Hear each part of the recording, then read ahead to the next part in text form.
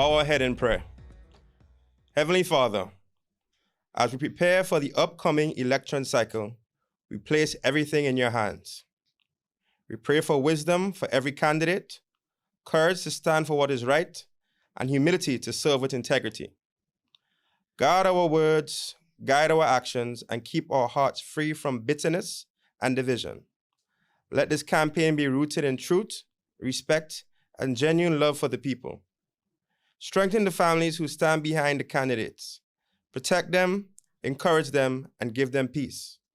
Above all, Lord, let leadership rise that will serve with fairness, compassion, and accountability for the good of our nation. Direct our steps and establish our plans according to your will. Amen. Amen. Good evening, Grenada, Carriacou, and Petit Martinique. Welcome. We're here to meet the people who will bridge the gap between the challenges we face and the solutions we're building together. My name is Dylan Charles. And I am Shirma Wells. The new National Party is ready to confirm the first 9 of 15 candidates who will carry the NNP banner into the next era. Exactly, Shirma. The NNP isn't just growing, it's evolving. We're blending the wisdom of experience with the fire of new perspectives from a new generation. You are going to see a deliberate mix of individuals who have spent decades in governance, working along new faces from the private sector, agriculture, and law enforcement. This is a team forged in the furnace of service. We are presenting a team that is ready to work from day one. Let's get right to it.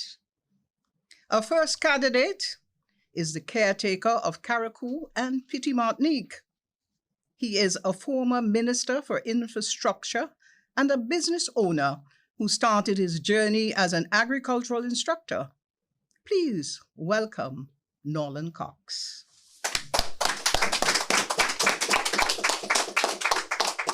Good evening to the beautiful people of Carriacou and Petit Martinique. My life has been defined by service, from the Princess Royal Hospital to the floor of the Senate. I am a project manager by training and, of course, a servant of the people by choice. I'm running to continue the work we started. Solar projects, the desalination plants, and the infrastructure that gives our sister isles and our sisters and brothers of both Carriacou and Petit Martinique the life that they truly deserve. Thank you.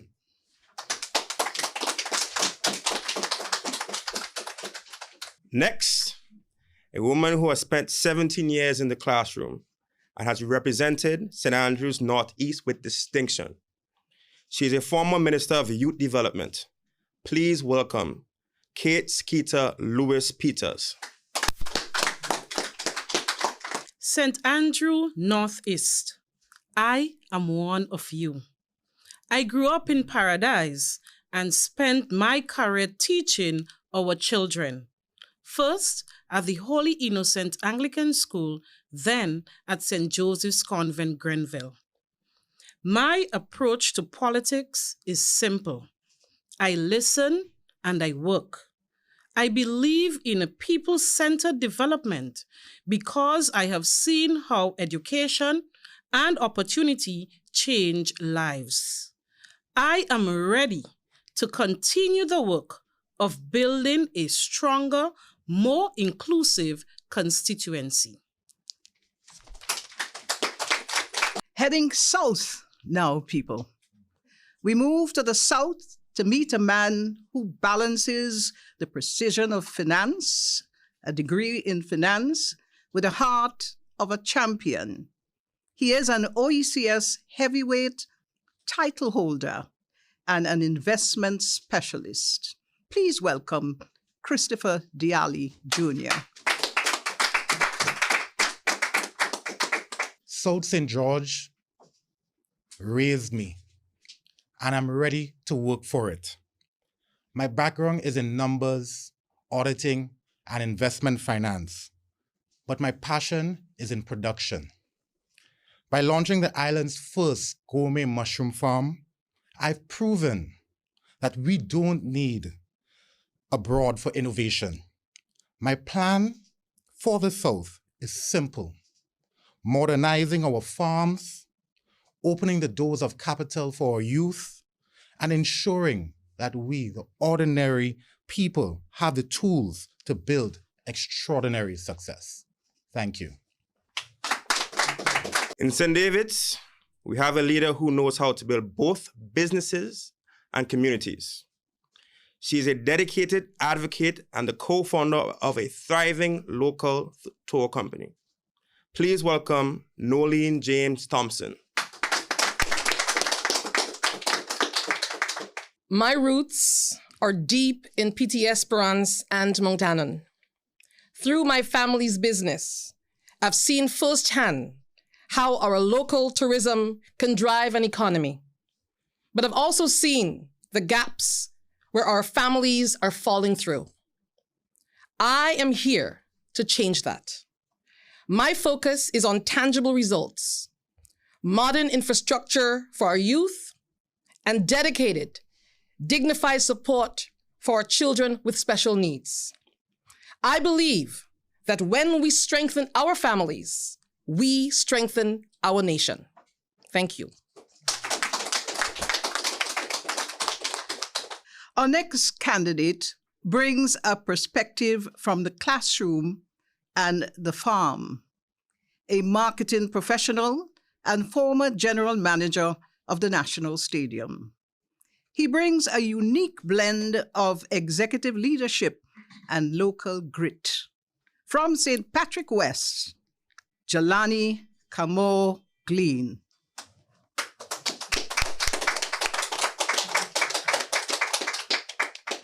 Thank you. St. Patrick, I've been a voice for the voiceless since I was a teenager. Whether I was teaching math at McDonald College or managing the National Stadium, my goals was always the same: results. I know the sweat, the costs, and the hurdles our farmers face because I face them too. I am running to bring practical, business-minded solutions to the people of Sotez and St. Patrick West. Thank you.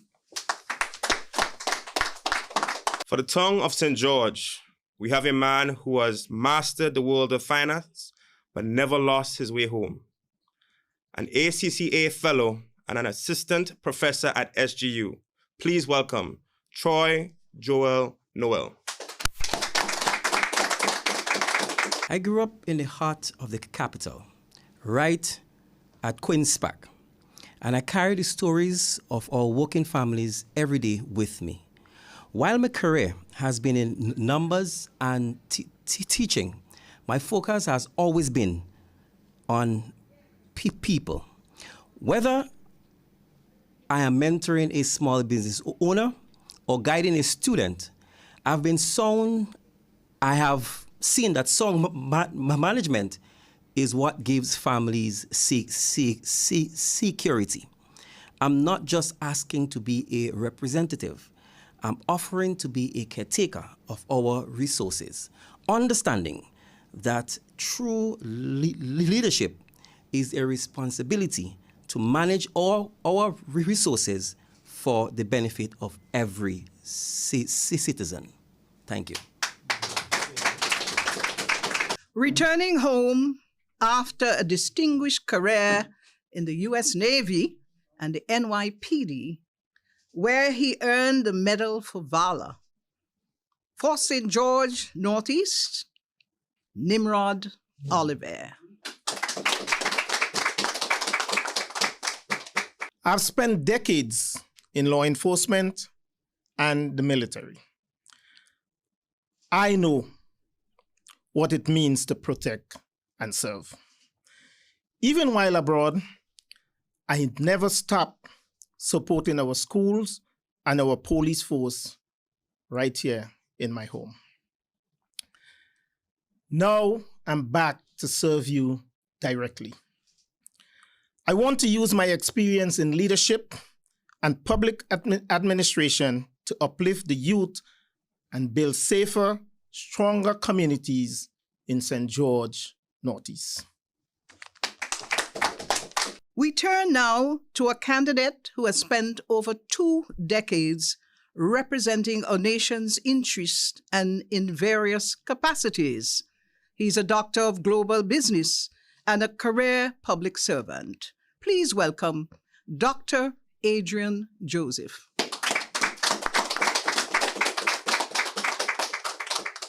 My journey has been guided by service. From the streets of Grand Mall, Fontenoy, Happy Hill, Boucher-Joux, Brizan, Willis, to the halls of international diplomacy. I understand the mechanics of government, but I also know that leadership is about the procedures. It's about being a voice for the voiceless and a bridge for the underprivileged. So now, my friends, I am offering my experience in governance and my heart for community to ensure that progress reaches every household in St. George's, Northwest, and beyond. Thank you. These are men and women with diverse backgrounds, but a single focus. While we continue to finalize the remaining constituencies, these candidates represent the standards the NNP is bringing, not just to the next election, but to govern our beautiful islands. Our final speaker has spent 20 years on the front line. She began her career as a young journalist and youth coordinator, and was later elected to Parliament for 3 consecutive terms. She served as Minister of Education and Youth, and today is a licensed leadership practitioner, providing services locally and also regionally. She holds a master's in leadership and innovation and is currently pursuing her doctorate. She represents the bridge between our party's experience and its new direction.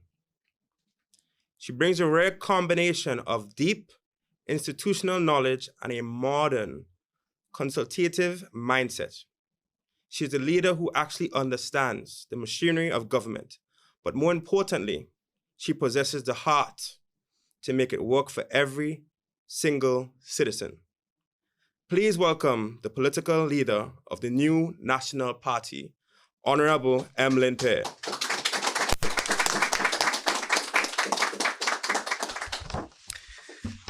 Thank you. Thank you very much. My fellow Grenadians, brothers and sisters of Grenada, Carriacou, and Petite Martinique, this is a very important and significant milestone for the new National Party. But more importantly, I believe it is a significant milestone and a moment for Grenada, Carriacou, and Petite Martinique. We recognize that Grenada is currently in a season of selective silence.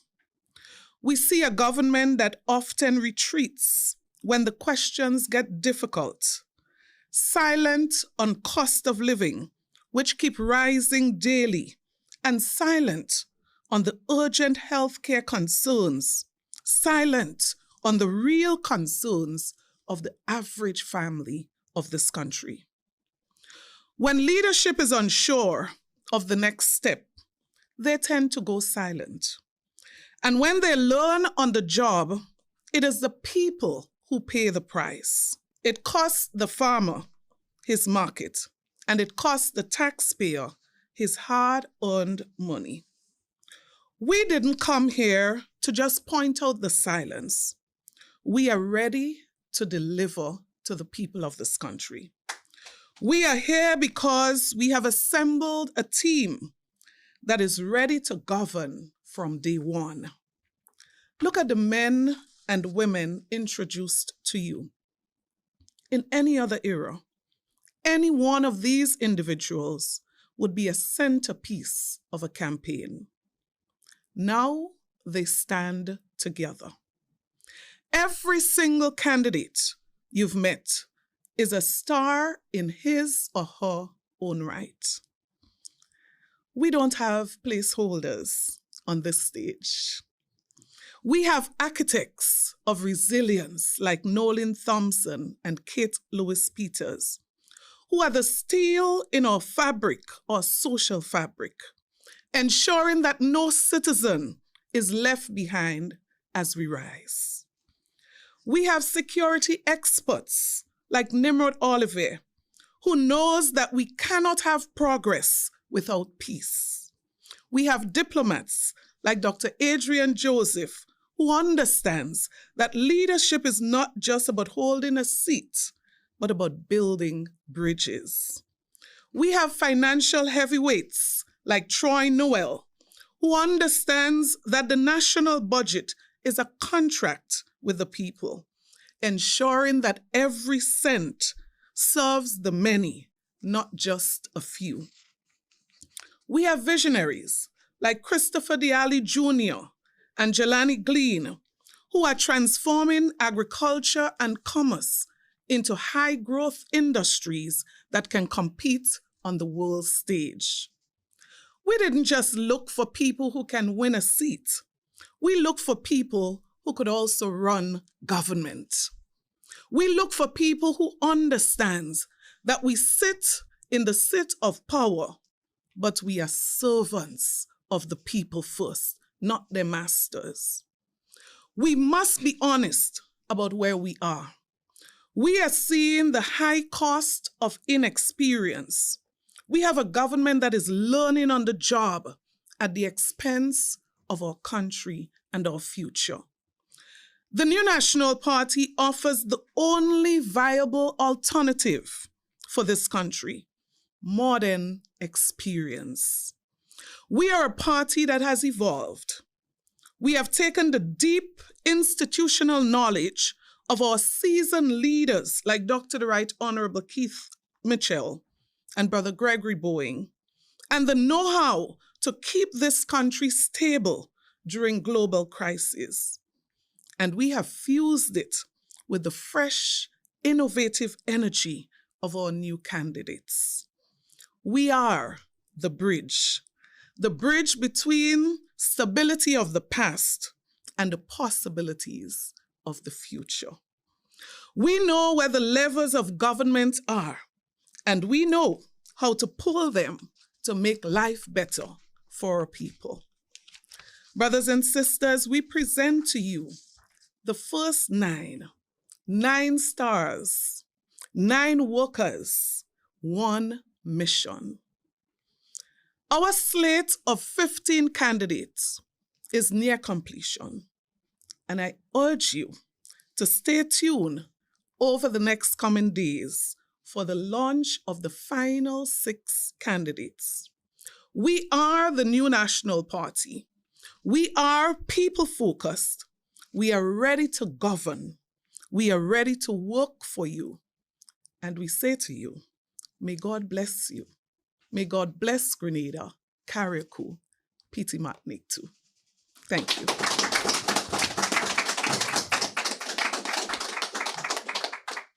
To everyone watching across Grenada, Carriacou, and Piti Martinique, and to our diaspora tuning in from across the globe, if you are looking for a bridge between the stability we need and the fresh perspective we want, this is your team.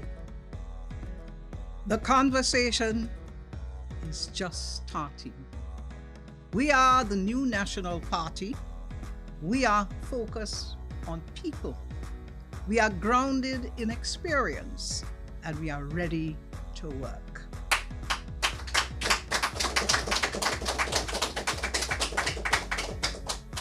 For the first 9 and for the full 15 yet to come, we are one team with one mission. Thank you for letting us into your homes and onto your screens.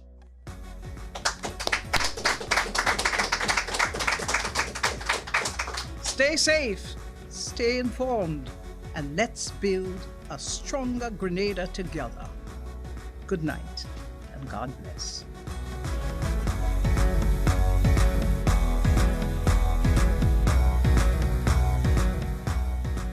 Pleasant good afternoon, ladies and gentlemen, and welcome to another NNP Connect.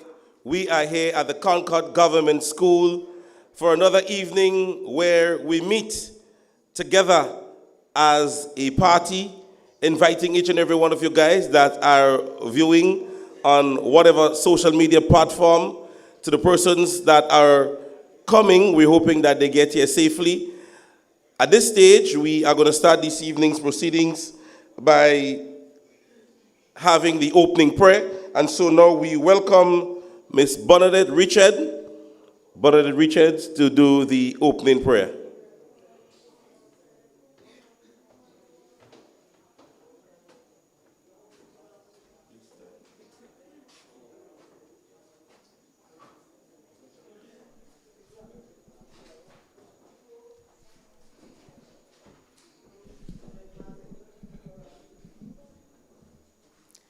Good night, NNPites. Good to see so many of you tonight. Let us all acknowledge God. So, all stand. Yes, hallelujah. Almighty God and our Father, we give thanks tonight, O God, for this is the day that you have made. We thank you, O God, for this opportunity to be here again, Lord, to speak on matters, O God, concerning our country. We ask, O Heavenly Father, that you lead and guide by your Holy Spirit. O God, we ask, O God, to cover each and every one here tonight, Father. We ask, O God, to take charge and take complete control. We thank you for your strength. We thank you for your grace. We thank you for your mercy and your everlasting love, O God. Hallelujah, Lord. We bless your holy name. We welcome your presence in our midst, O God, because you say, wait, you are 2 and 3 are gathered, you are there.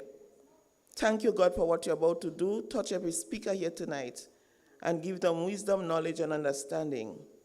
We ask that you have your way in Jesus' name. Amen. We ask that you remain standing as we invite Melissa Williams to do our national anthem and party song.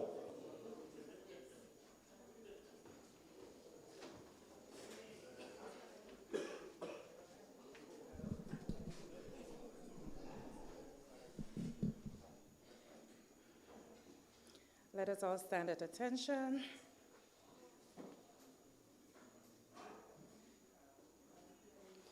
Hail, Grenada, land of ours, we pledge ourselves to thee. As hearts and hands in unity to reach our destiny, ever conscious of God, being proud of our heritage, may we with faith and courage aspire, build, advance as one people, one family. God bless our nation. Let's now have our party song. If you know it, join us.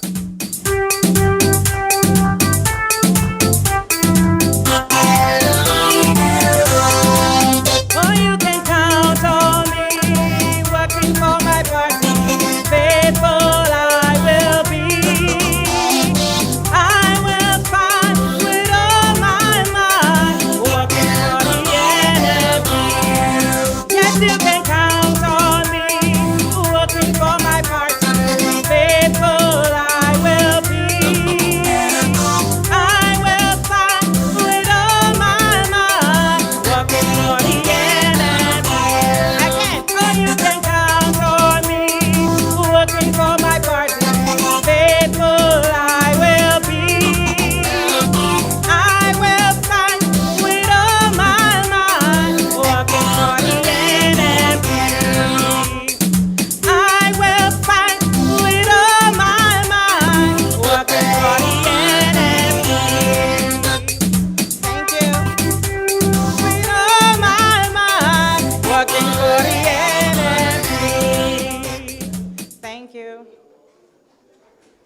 Thank you so very much, Ms. Williams. When you're in the house, what there is? When you're in the house, what there is? Lovely. And with that, ladies and gentlemen, we take the opportunity to invite Mr. Emmanuel Hector to do the welcome remarks.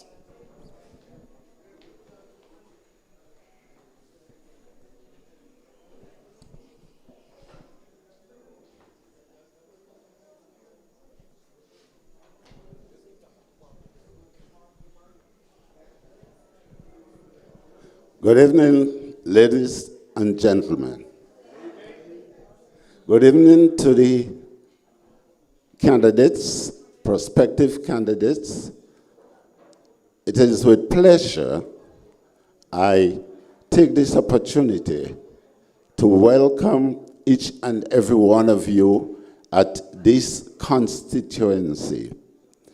This constituency, Concord, Woodford, Brooklyn, is very important to the NNP party. For a long time, we've been supporting this party, and as it stands, I can surely say we're not going to change.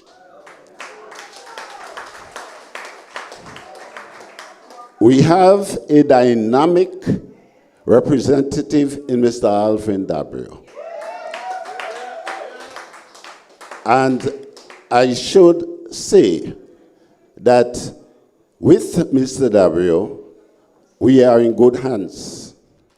I know it because it had been proven in the past. If you would give me a few minutes, which I would like to ask for, can I, would the head table do that for me? I have some things to say about Mr. Dabrio, and I want to bring you up to the standard of the things that's actually happening in this community. You may not know me, but I live here, I grew here, I born here, and I know here. Mr. Dabrio came to us in 2013, am I right? And he was a man amongst men. We stood with him, we fought for him, and he was successful not only once, but twice. I am asking you, the people of this constituency and other constituency, not this constituency alone. Oh, sorry, I didn't address the whole head table, but please forgive me. Not only this constituency alone, but all the constituency. Let us put our heads, hearts, and hands together and support the NNP party. We are going through some turmoil in this constituency. Please, head table, allow me to bring you up to date with what's happening. Is it okay? Now, here, I can safely say we haven't got a representative. Our representative is supposed to be Ms. James, but she's a failure. Without any qualms, I can say that. And the reason why I'm saying that is because I had an interaction with her sometime in February last year, which related to a project that's taking place in Woodford. And when I asked her about it, she told me she don't know. People like that, we don't need them. We don't need people who don't know to run our affairs. We need knowledgeable people. We need people who put themselves out to know. When we vote for you so that you can represent us. Election is not fun. Election is not about electing people to pose. We don't want posers, we want workers. You see, there is a project taking place in the Woodford area. I could be here 15 minutes, I'm not going to take too much time. And these people come, and then they tear down the whole place. There is the valley there. We already have problem with this community, in this community with the landfill. People from the landfill is taking garbage from all over and bringing this one little area, and they're stifling us. There are people here, old people and children, who is suffering from asthma. And these are things we never used to have in this community. I tell you, I'm born here and I grew here, so I know here. Now, those people came, they tear down about 15 acres of land in the Woodford area. And let's think about it. They're building a cement batching plant, and I'm not guessing because I spoke with one of the managers in a meeting right here in this school, and he explained to us. They're building a cement batching plant, they're building an asphalt plant, and they're going to be operating a quarry. Think about you operating a quarry under the hill here. This is a thriving community. Here we have churches, we have schools, we have many other things taking place. And this community used to be pristine. But if you look now, we're living in filth. And I'm begging, please, we need help. I want the members of the NNP party who is running for political office to address these issues for us, put it on the table. So everybody, Grenada need to know, the world need to know what's happening in this community. They're taking away all our beaches. We have Bouchejou, we have Woodford, we have Perseverance, we have a little one down there called Pitizas and Black Bay. All of them is filled with silt. So in the not too distant future, we won't be able to use it. Something has to be done. And we are Grenadians, and we need to live in Grenada in peace. We need to be happy like everybody else, and instead of destroying our infrastructure, we need people to build our infrastructure. So please, Grenadians, register to vote.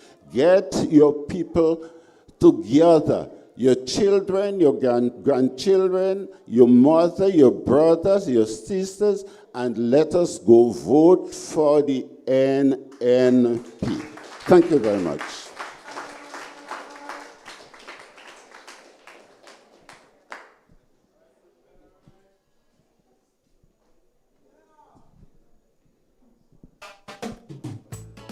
This one dedicated to all Grenadians. Yeah, man. Wave your hands. Hey, hey. NNP, we're marching on to victory. So, folks, this is what you call a very informative welcome. Yes, and so we want to thank the dear brother, again, Brother Hector. Thank you so very much. Ladies and gentlemen, moving on. Our very first speaker this evening, young, vibrant, and I must say, one that is filled with plans and initiatives for not just our constituency that she was selected, but also for Grenada by extension. Give a warm St. John's welcome to none other than Senator Dr. Mayana Charles. The house solid and the pillars strong. Don't stop the progress. We moving on. The house solid and the pillars strong. Don't stop the progress. Take a good look around. Good night, St. John's. Good night to you.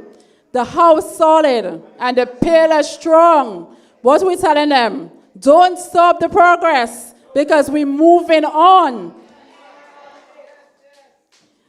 Good night to you, my brothers and sisters, especially my brothers and sisters of St. John's. So St. John's, let me hear you if you're in the house. I must also give a special shout out to my St. Mark's party. So St. Mark's, if you're in the house, let me hear you. You know, it is such a joy to see so many beautiful and familiar faces here tonight. And to those tuned in online here in Grenada and in the diaspora, special greetings to you. Before I begin my brief remarks, let me recognize my colleagues here tonight, as well as those traveling and will be joining us shortly. And I will first like to start by recognizing our phenomenal political leader, Honorable Emmeline Pear.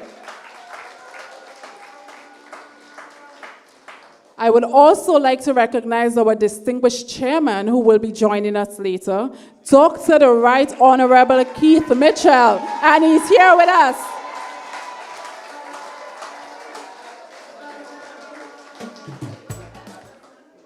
Our beloved former MP and candidate for St. John's, my brother Alvin Dabrio. I would also like to recognize a very special brother as well, and candidate for St. Patrick's East, Robert White. And all the other executive members here, good night to you. Tonight, I want to say something to you. I stand before you not alone, and I want you to look at the front, but alongside a team of men and women bound by a single unwavering purpose. And do you know what that purpose is? That purpose is to serve you, the people of our nation. I stand with a team that listens before it speaks. Very important. A team that measures its success not in promises made, but rather promises kept. And this is the new National Party. Brothers and sisters, we see your struggle. We hear your concerns. And we are a team that places service above self. We are committed to serving you, the people of our nation. And let me say this clearly, and without any hesitation or uncertainty. This is a team that stands for all Grenadians, not the privileged few or the select few. We stand for everyone, and we will continue to stand for all Grenadians. And our aim, my brothers and sisters, again, is to build a future for all. And we stand with every community that has waited patiently for real development. Not headlines, not slogans, not fancy posts or videos, but real lasting change. Are you ready for real lasting change in your communities? This is what we stand for as a team. My brothers and sisters, in addition to being excited tonight and a passionate daughter of the soil, I am a medical doctor by profession, and I took an oath, a very important oath when I joined this profession. And that oath is to do no harm and to protect life with integrity, truth, and courage. And I stand by this firmly. But today, when I look at the state of our nation's health, I am deeply concerned. I am deeply concerned, my brothers and sisters, and I am determined to contribute to putting an end to this sad saga. I say this to you, as a nation, we cannot continue like this, and we should not continue like this. It pains me, because we are only in the second month of 2026, and already the warning signs are before us. We see troubling headlines. Have you seen the headlines recently? Have you seen those headlines? We see reports of active tuberculosis cases, reports that our precious children are among those impacted. And what have many Grenadians heard from the government? What have you heard from the government? Nothing. Silence. Absolutely nothing. Silence where there should be clarity. Silence, my brothers and sisters, where there should be reassurance. Silence where there should be leadership. All we hear is crickets. Nothing. Just pure silence. Must we as a people beg for answers when matters of this nature threatens our homes? Must we beg for answers when matters of this nature threaten our communities? Must mothers and fathers lie awake at night wondering whether their children are safe? Must our communities live in fear because they entrusted, or those they entrusted with responsibility just refuse to speak? They refuse to say anything to you. Is that what you voted for? And I'm talking to the people tuned in online and the persons in the diaspora. Is that what you voted for? I'm sure this is not the Grenada and the nation that you voted for. And I say this to you.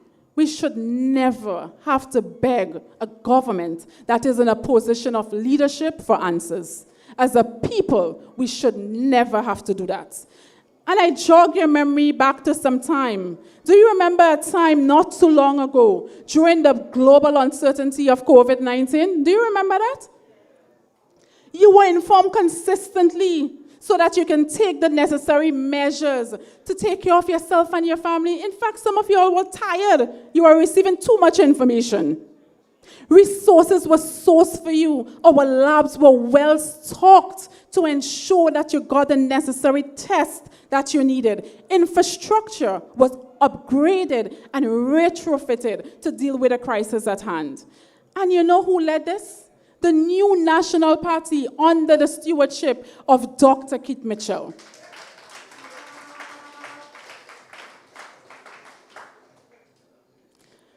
But today, for far too many Grenadians, healthcare is not something they just read about in headlines. Healthcare is something that they feel, that they have to live with daily. They feel it when they walk into the community clinic, seeking something basic as a dressing, IV fluids, pain relief, antibiotics, you name it, only to hear the words we don't have. Sorry, you have to go down to the hospital. They feel it when they travel to that very hospital, only to get there and wait again, and to be told, there again, we don't have it. I'm sorry, you will have to do the test privately. This is the frustration of our people with healthcare as it currently stands, and this needs to be fixed urgently. You know what, I will give you a story about a mother who called me recently. She called me and she said to me, her son fell and he hit his head, and the teacher took him to the hospital. And she said, Doc, that's not what I'm calling you about, I'm calling you because I'm in casualty. We reached there 10 o'clock. It's 4 o'clock. We're still waiting. Nobody have attended to us as yet. Can you call somebody to help? Can you imagine a mother sitting with her son in the emergency room, calling for outside help, and she's not getting the help that she needs right there in the hospital? This is a broken system. And we cannot continue like this. Imagine you have a child in his school uniform with a head injury and a mother pleading for help because the system again is broken. This is unacceptable. Absolutely unacceptable. And that is just the story of one mother. But you know, and I know, that stories like that echoes throughout the length and breadth of Grenada. I'm sure you heard stories about the healthcare system lately, and they are not good stories. So this is something that needs urgent attention. And yet, the focus is not on fixing the system. Do you know what the focus is? It's on a new building. The focus is not on strengthening primary health care. It is not on making sure the current facility is well stocked with the resources that is needed, but rather the priorities on a new building. Can you imagine that? Now, let me be clear. We are not against a new hospital. It's been years, and still we await questions to be answered regarding the specifics of this project. I cannot seem to find a solid description of the plan for this hospital. It has been defined before as a general hospital, a climate resilient hospital, and the term just keeps changing over the last couple of years. They cannot seem to have a hold on what that is, what it looks like. You know the latest thing I heard? It's a national hospital. So the question is this a replacement of our current hospital? I don't know. Do you know? Do you know what is happening? Nobody seems to know. Building a new hospital again is not a magical solution for our healthcare problem. It is not a magic one you just pull out and all the healthcare problems are fixed. Healthcare does not work like that. But the persons who are responsible seems to think that there is a magic wand, you pull out, you swipe it, and that's it, everything is fixed. It does not work like that. Until that hospital is done, and you know and I know, construction can take years. Who knows? It can take the next 10 years. What is happening with healthcare now? What is happening right now? Would we continue to witness a neglect of our current system? Is that what we will continue to see going forward? We need to urgently address the health needs of our people. This cannot wait any longer, and it should not wait any longer. And we as a people, we need to speak up. We need to speak up against the crisis we are having right now. And I will say this to you. Our people are sick today. Our clinics need medicine today. Our health centers need supply today, not in 10 years when they build a hospital. A big project years away cannot comfort a mother at night. It cannot treat a sick child. It cannot stop an outbreak a month from now. How can we pay millions of dollars for advice, but not fix the culture that is driving our well-educated nurses and doctors out of this country before a new building is erected? Tell me that. We're spending millions for advice while we ignore and we neglect the current healthcare system. Healthcare cannot wait on a building to be erected, my brothers and sisters. Now, I want to divulge a little bit. And now let's talk about NNP's track record when it comes to healthcare. When NNP was in power, we built for the people, not for optics, not a video showing us how to wash our hands. We didn't build for optics. When NNP was in power, we built polyclinics, and a polyclinic was erected right here in this constituency. But I'll tell you this, almost 4 years later, and this polyclinic is still not operating at its full capacity. 4 years later. When NNP was in power, we upgraded rural health facilities. Take a drive around the country, look at your medical stations. The Victoria Medical Station, upgraded under the new National Party. When NNP was in power, we installed new X-ray machines. We installed our oxygen plants. So much was done for healthcare. So much was done to fix the current issues.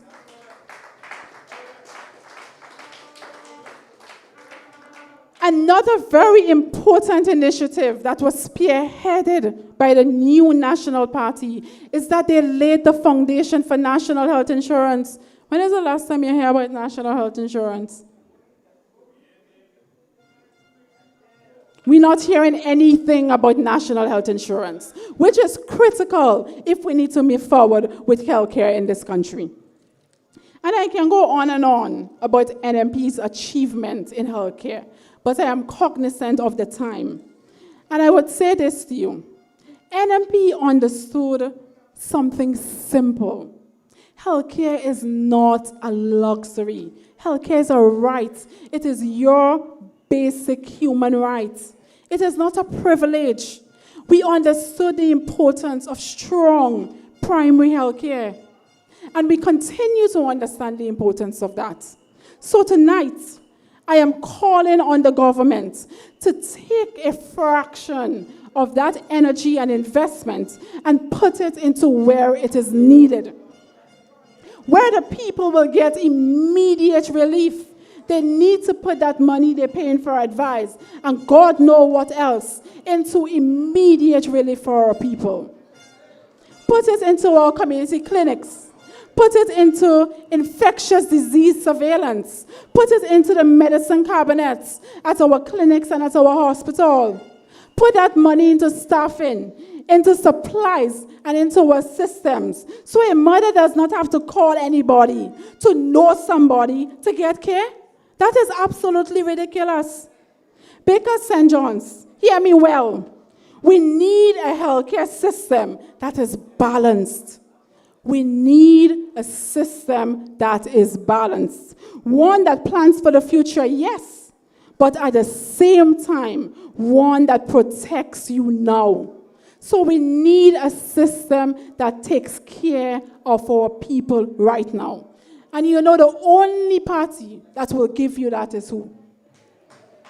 The New National Party. And that is why I am so encouraged and I'm so motivated and I stand with this amazing team because this is a team that care about you, the people. And this is a team that puts service above self. And that is the kind of leadership that we need in this country. So I call on you, the people of Grenada, Carriacou, and Petit Martinique, to stand with the New National Party. Stand for strengthening primary health care. Stand for putting things in place that takes care of the needs and that give people the relief that they need right now. So stand with us, my brothers and sisters of St. John's. Thank you.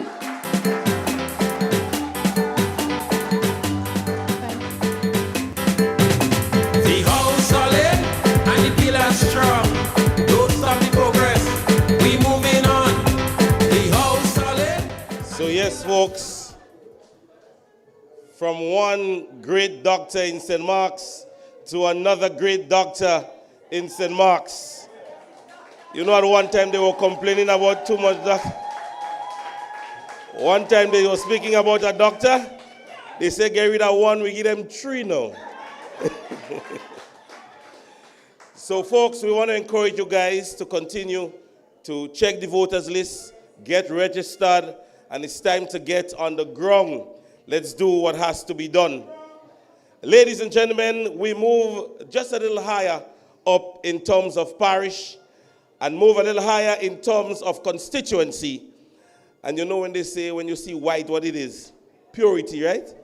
So ladies and gentlemen, St. Patrick's East have been gifted with great white. And so we invite our dear brother, Mr. White from St. Patrick's East.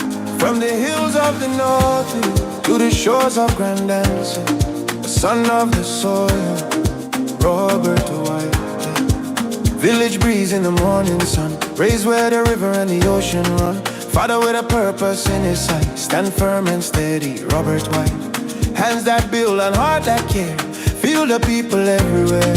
When the nation call, he step up right, love in motion, Robert White. Not chase glory, not chase hype, stamp on truth, defend what's right. From the struggle come the light, forward we go with the Robert White. Live it up, live it high, we salute the man Robert White. From the village road to the city light, stand for the people, stand for what's right. Oh, we rise together, shining bright. One strong voice, Robert White. All right, thank you, thank you, thank you. Good night, St. John's. Say that again, my dear. Tonight I'm extremely happy to be here. And I join with my other colleagues from the New National Party.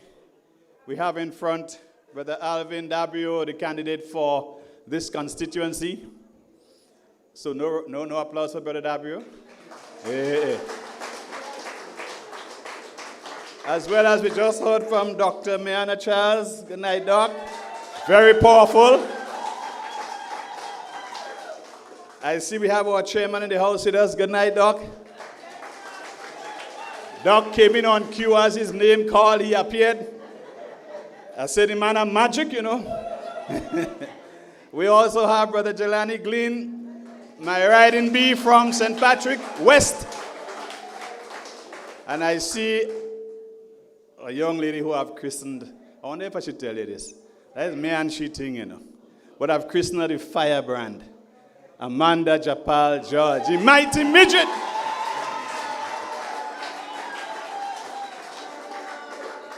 But before we go forward, my dear brothers and sisters, I learned today that one of our stalwarts in St. Patrick passed on. I'm speaking of Sister Linda Toussaint. And I'd like us to stand and observe a moment of silence for her, please.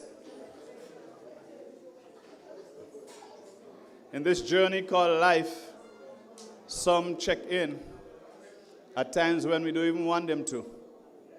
It's the real world.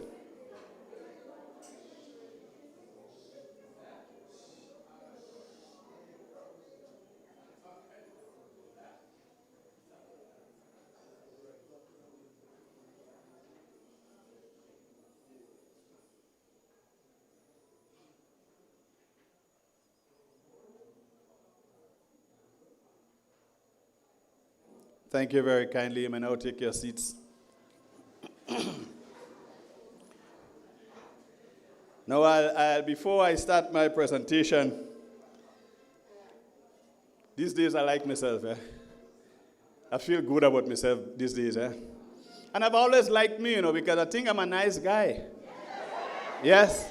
I've been living with me for almost 6 decades. All right, and that has taught me that I'm a nice guy. But in recent times, I find I get nicer, right? And the truth is that as a child, I always loved the color blue. I had blue marbles. I like me blue jeans. I remember nice blue shirt and so I had loved blue. And I said to somebody one time, if you give me blue food, I eat in it. But I don't know, over the last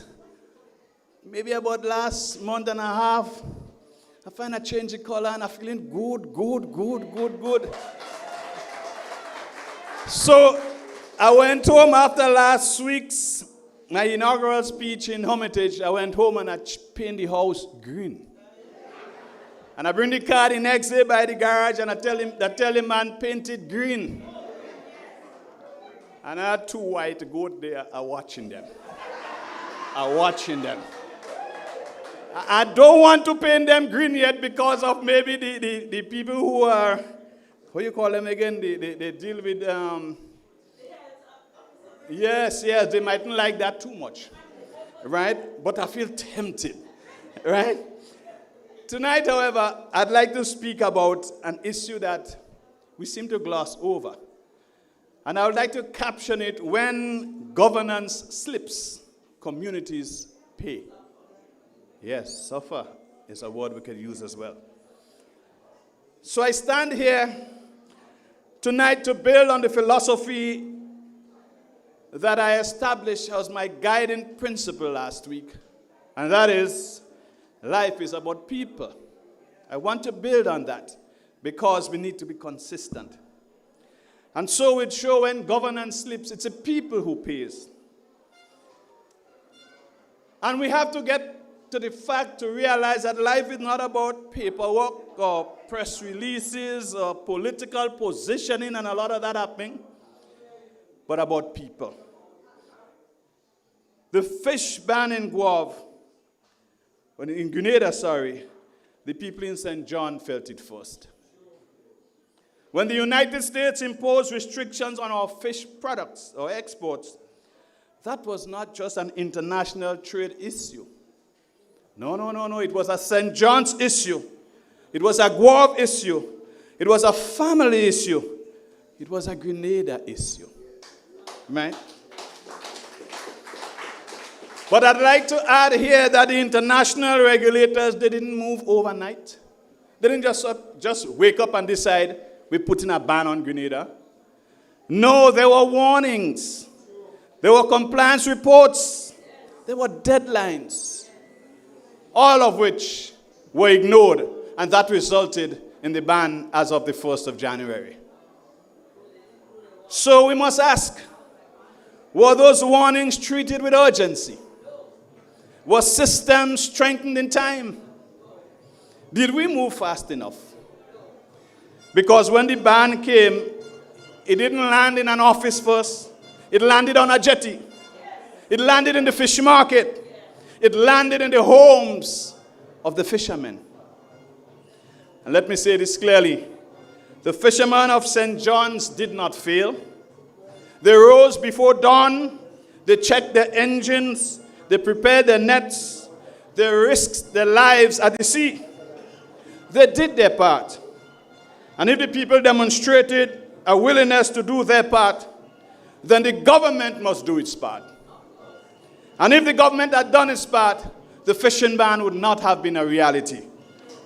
I need a round of applause for that.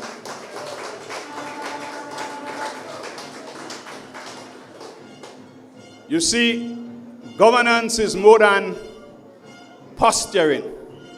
It's more than the Hollywood-style approach to what we see now. Everything is on video and everything is on Facebook, and I'm not knocking Facebook.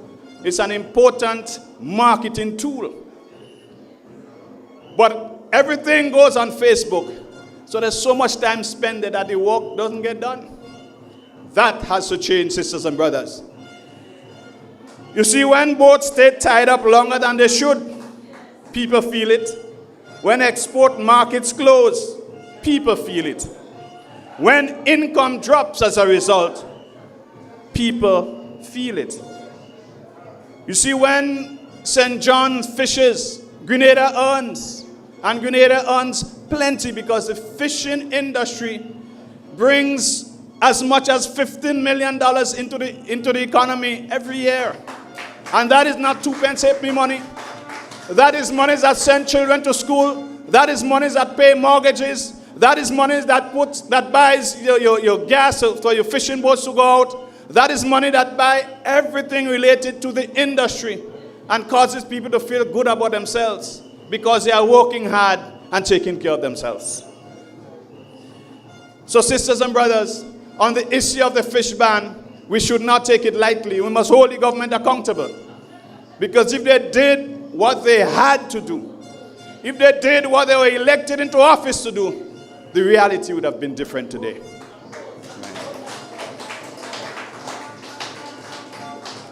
You see, it's an issue of poor governance. And when governance slips, what happens?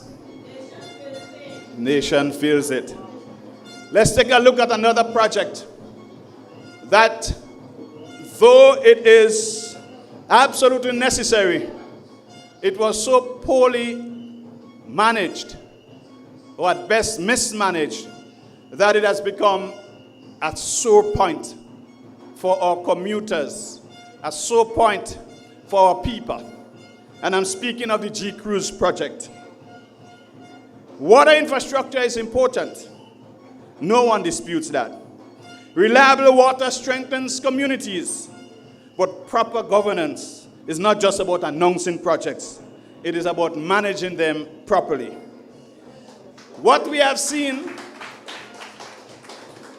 is extended delays, prolonged roadworks, traffic disruptions, business losing customers, commuters arriving late, drivers burning more fuel, and increased expenses not just in fuel, but in the maintenance of your vehicle otherwise. Your shocks and your suspension and so. And here is a deeper issue. Bus operators face higher costs and bus fares are controlled. And so rightly you cannot just raise prices. You have to absorb, and I'm speaking about the busmen who have to absorb the additional expense associated with the G-Cruise project. And I tell you this, I saw one minister put up on his Facebook, it was as though he was saying to people, keep all yourself quiet and wait. If all you want water, and if all you want improvement, don't run all your mouth about the issues we have now. That's the mentality. And while I paraphrase it, but that is essentially the message he was sending. You can't get any improvement without a bit of discomfort. And we understand that. But if it's prolonged, and if you get the feeling that at some point in time nobody is listening, then it becomes an issue because it is affecting people where it hurts most, in their pockets. And so projects must be managed as a particular timeline. There's a reasonable timeline within which projects should be managed. And when it goes beyond that, we have to speak. it becomes an issue. And when it's an issue, should we stay quiet? No. So would the NNP stay quiet if it's an issue? No. We don't expect you to, because we ain't taking we dead like sheep. No, we ain't taking we dead like sheep. I'd like us to look at another very burning issue, that of the development bank issue and access by ministers to the financing from the bank. Brothers and sisters, that is a very serious issue. It is considered so serious that regulations were put in place not yesterday morning, from the early inception of the bank, to prevent exactly that.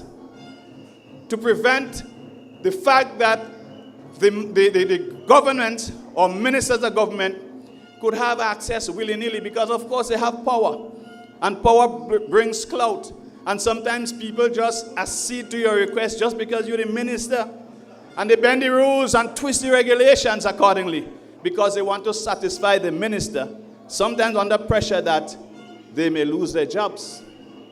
And so we have the issue of the development bank, which was established to empower citizens, farmers, small business people, entrepreneurs, students, and of course, fishermen and women. It exists to expand opportunity. So if ministers access loans contrary to the spirit or letter of the governing laws, that raises serious concerns. Public office demands ethical clarity. So even if something is technically structured within rules, perception matters. Institutions survive on public confidence, and confidence depends on fairness. And if exemptions were granted, then explain them. If rules were followed, demonstrate it. If corrections are needed, make them. You see, brothers and sisters, we said when governance slips, the people pays. So when Sir Eric Matthew created the bank back in the 70s, he knew that life was and still is about people. Not about greedy politicians. No. So the development bank issue is then and still was an issue. And even if it's corrected, and I'm just suggesting, if the issues there were corrected, they should not have happened in the first case. And I believe that it occurred because governance slipped. Another burning issue is the Lottery Authority allegation.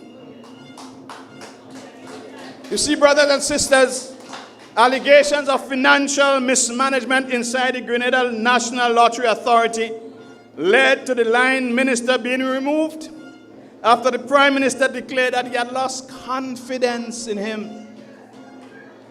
Now, confidence is a political language, but governance requires facts. So where was an audit? What were the findings published? What controls failed? If mismanagement occurred, the public deserves full disclosure. Up till today, zilch, nada, nothing. And I think that even now it is a burning issue, even if it was swept under the carpet. Because we have a right to know. This is our country. We have afforded some persons with a job. They have applied for a job and they said, we can run this country. This is our country. And if they are not doing the job as they propose they will, then what do you do to people who are not managing your business well? What do you do to people who are not managing your business well? So the time has come for us to consider whether we'll wallow in pity and allow our business to go down the road, or whether we'll look for new managers. But we know where new management is. Don't we know where new managers are? Ladies and gentlemen, the management team of the new National Party stands ready and able to take us out of where we are at.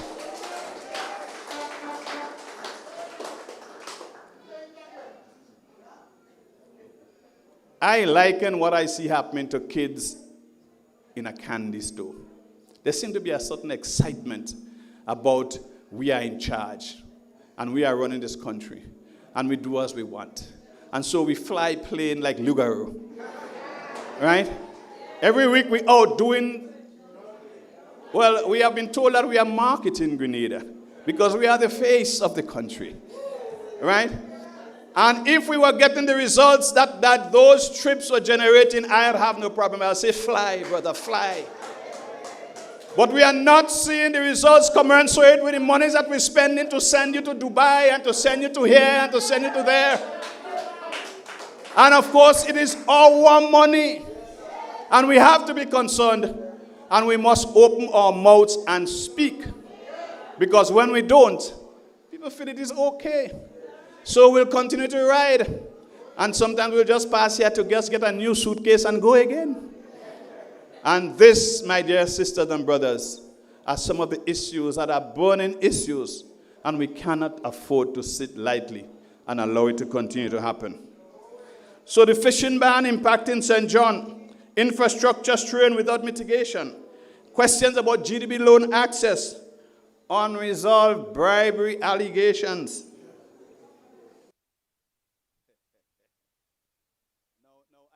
Pause.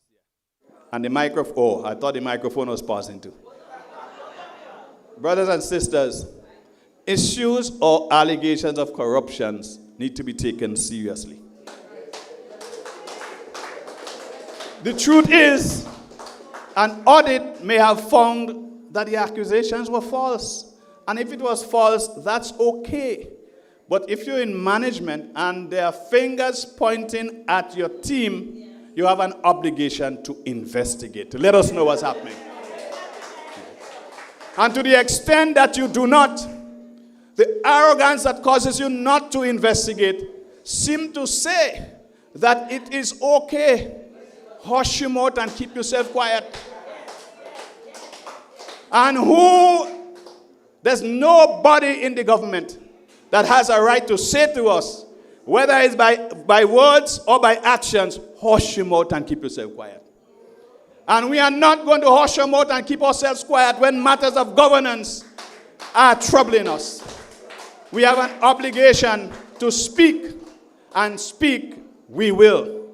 So from now until the bell is rung, we ain't hushing. You know they say how we can't sit down, sit down, sit down, sit down. Well, I want to add, we can't shut up, shut up, shut up, shut up. Because this is our country. This is the only country we have. We can't live here and go anyplace else. Although many of our sons and daughters reside elsewhere. But even elsewhere, is sending people back home. So we have to protect what we have right here. Because this piece of rock is our piece of rock for not just a few Grenadians, but everybody who was born and bred in Grenada. And so, sisters and brothers, I ask you to stay connected. I ask you to stay hopeful. I ask you to continue supporting the new National Party. I ask you to make sure that your brother, your sister, your uncle, your parent, your friends and family, they are registered, ready, and willing to vote the new National Party into office. Because when NNP is in office, everybody wins. When NNP is in office, everybody wins. Not just a few. Not just a few getting rich at the expense of everybody else. And every time the NDC is in office, we see the economy tightens. And so we say, stand firm, stay ready. We're ready to move with the new National Party. I thank you. From the hills and with that, ladies and gentlemen, we take the opportunity to welcome the political leader, Honorable Evelyn Pierre.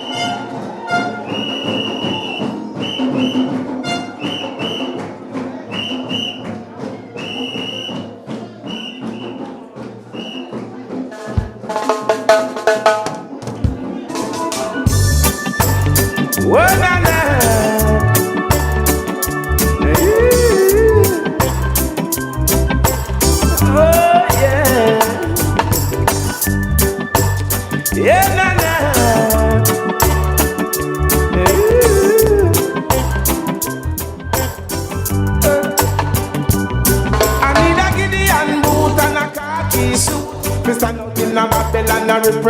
yes, ladies and gentlemen, we want to first thank Brother Robert White, the candidate for St. Patrick's East. Give him again a lusty round of applause.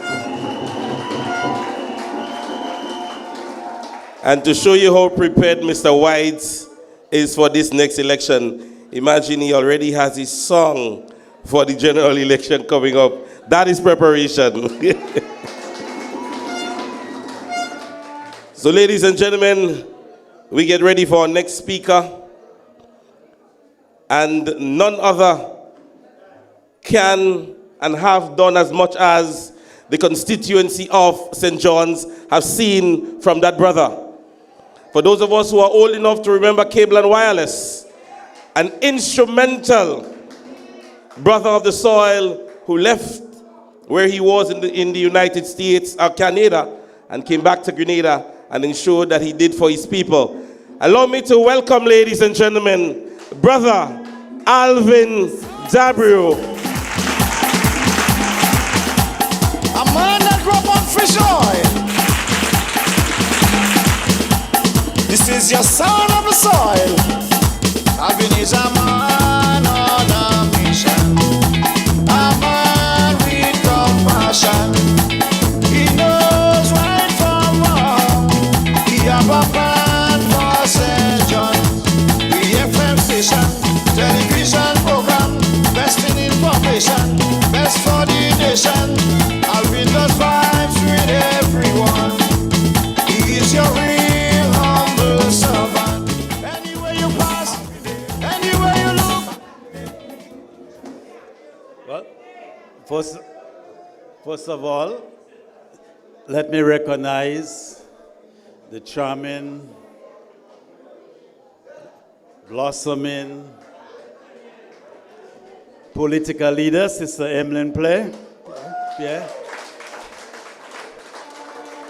And we have our former political leader and Prime Minister for a lot of years, Dr. Kit Mitchell.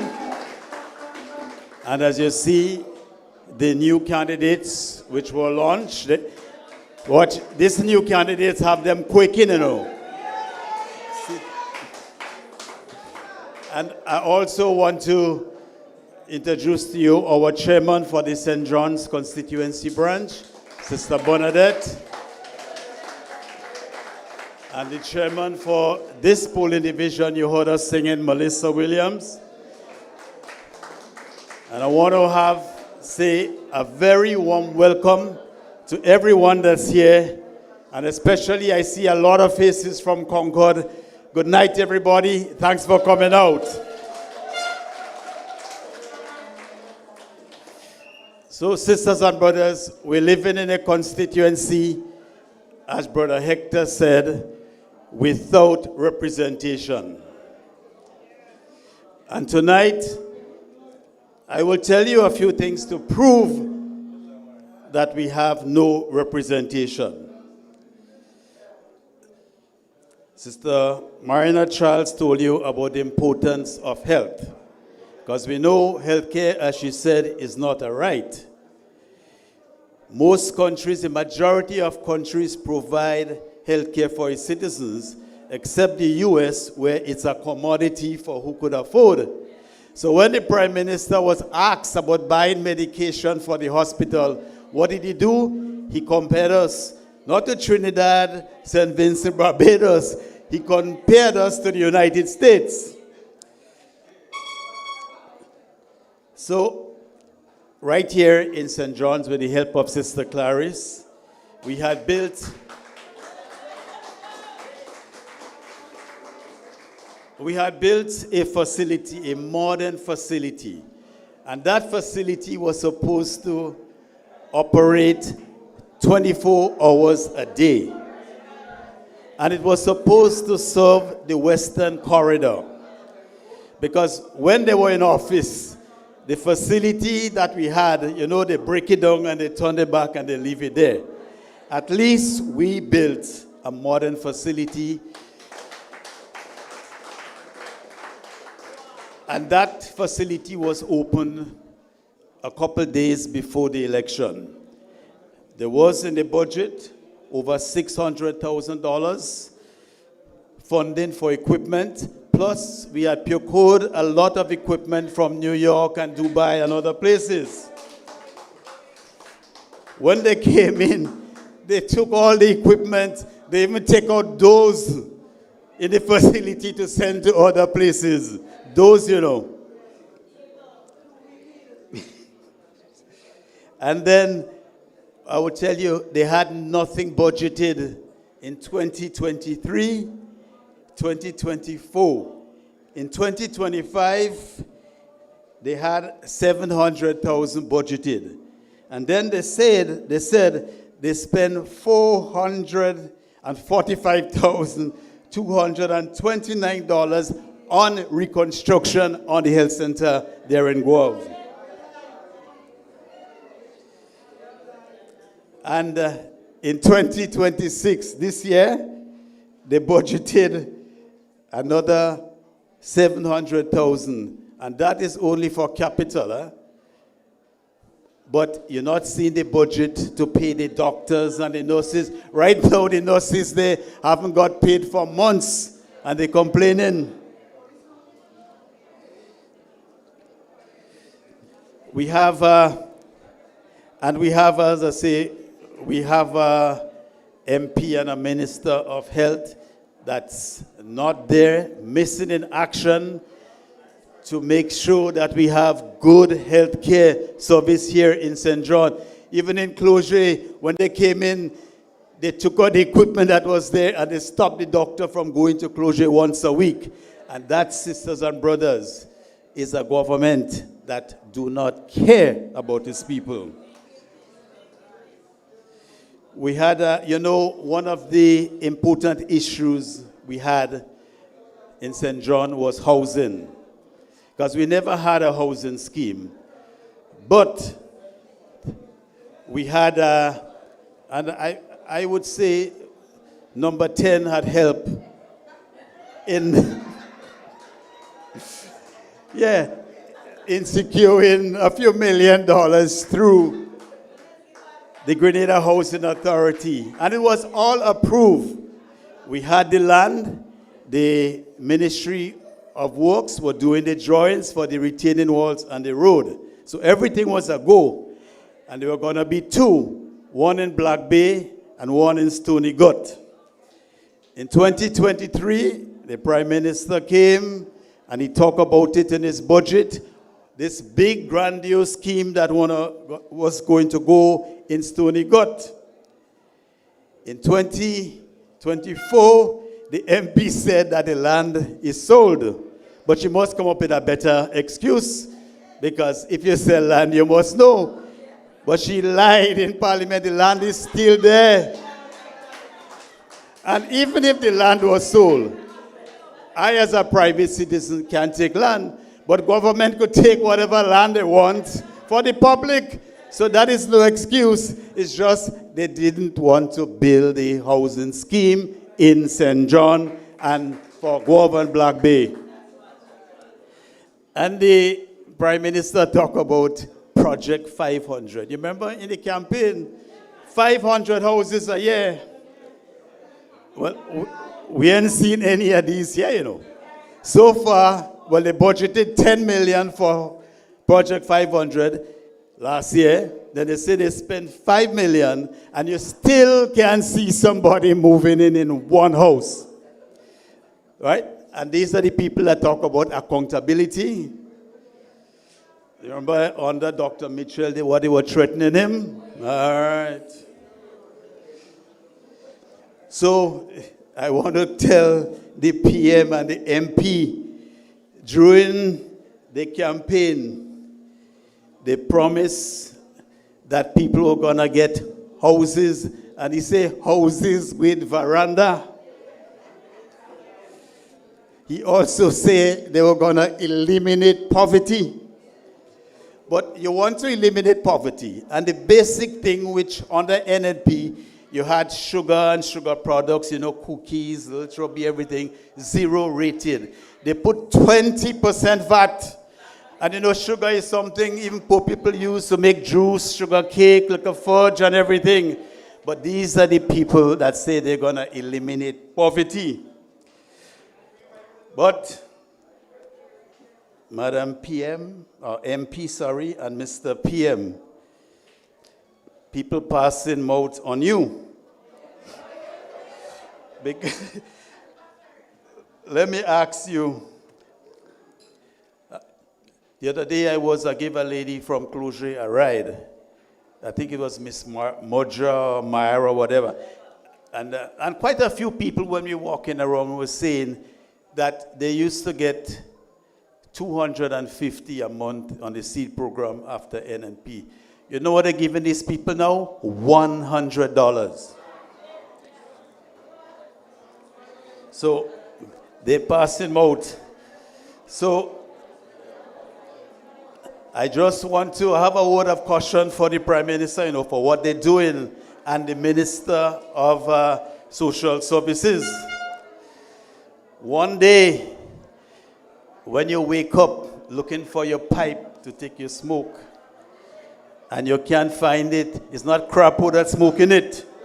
Instead, you would see a woman smoking it, and you know you don't like women. But we're going to have Sister Evelyn Pierre smoking your pipe. So, put that in your pipe, plain and simple. I want to talk a little bit about roads. Because transportation is very important for the development of a country. And this PM, during the campaign, he was talking about Molinier. He said, when we get elected, any major road get damaged, we would stop what we're doing and fix it. But that does not go for Cloger, and that does not go for Marbury. Because we had fixed Marbury Road.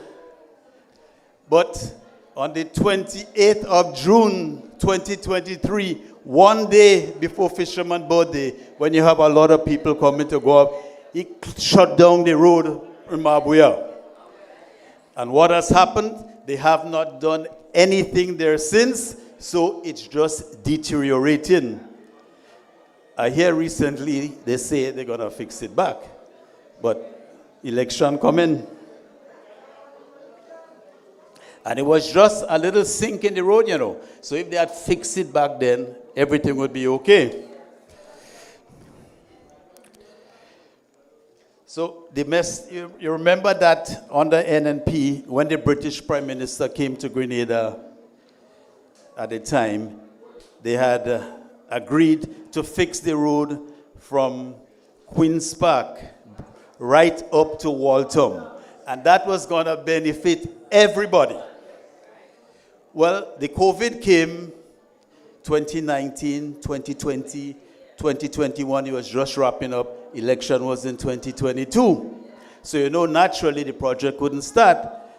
So the PM sent, I guess, his best negotiator, Andy, to negotiate on that. Andy come back beating his chest, saying the NNP lose the project. You were in charge. You went to England.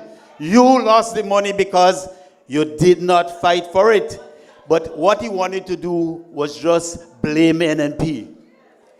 But Andy, it's not only NNP that used the road. NDC people driving it also. And what we see now is a lot of potholes. I hear they say they get some kind of truck to come and as if the truck gonna automatically fix it. We're still waiting for the truck to shake down them golden apple tree and the mango tree. So we don't know what truck he's talking about.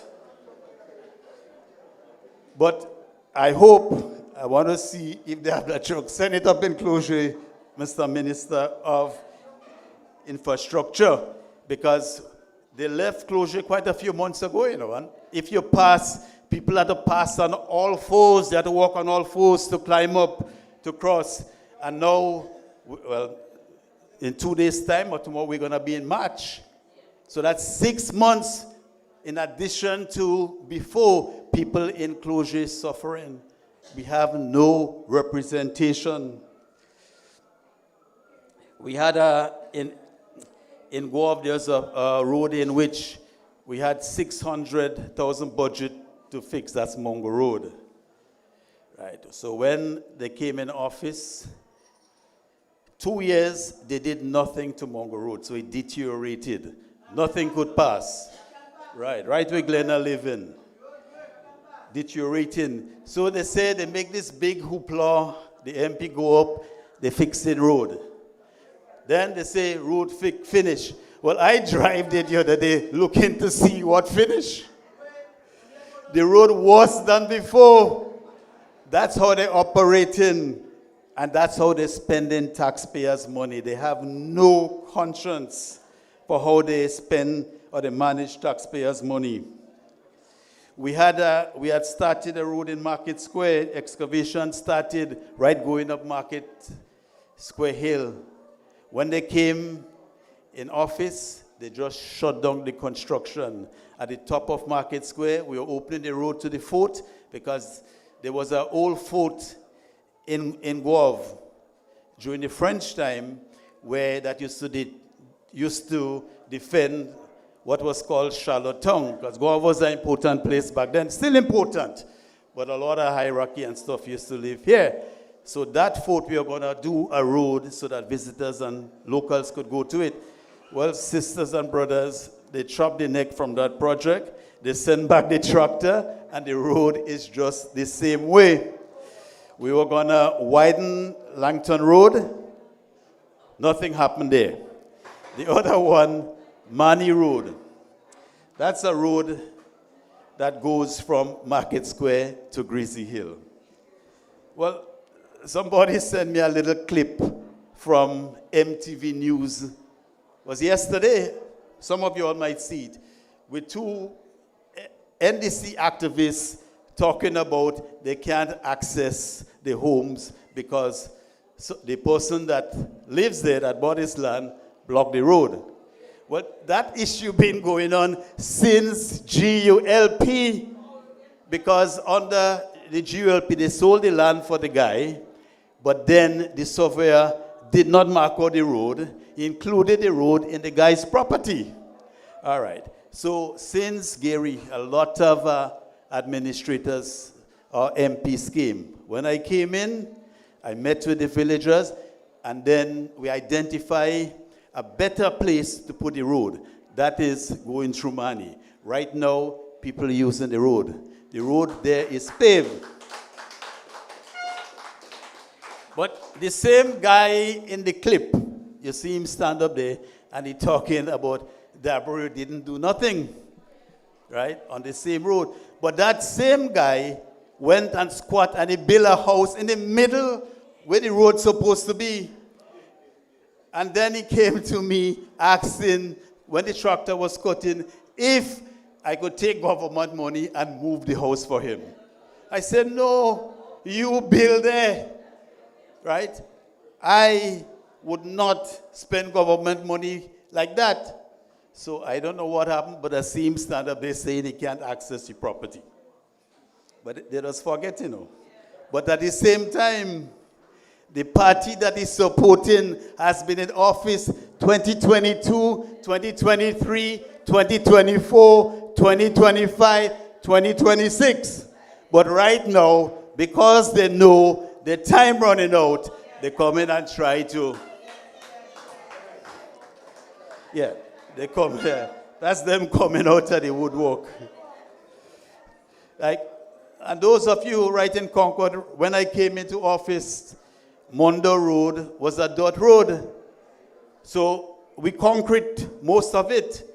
There was a little part that when the rain season, it was 2021, thereabouts, a big rush of water came down from Brooklyn and took out part of the road.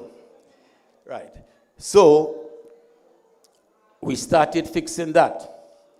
But then election came, and in the meantime, you would have a lot of people told me that when Renault excavated the bottom to put the concrete plants and the asphalt. That is what undermined the road.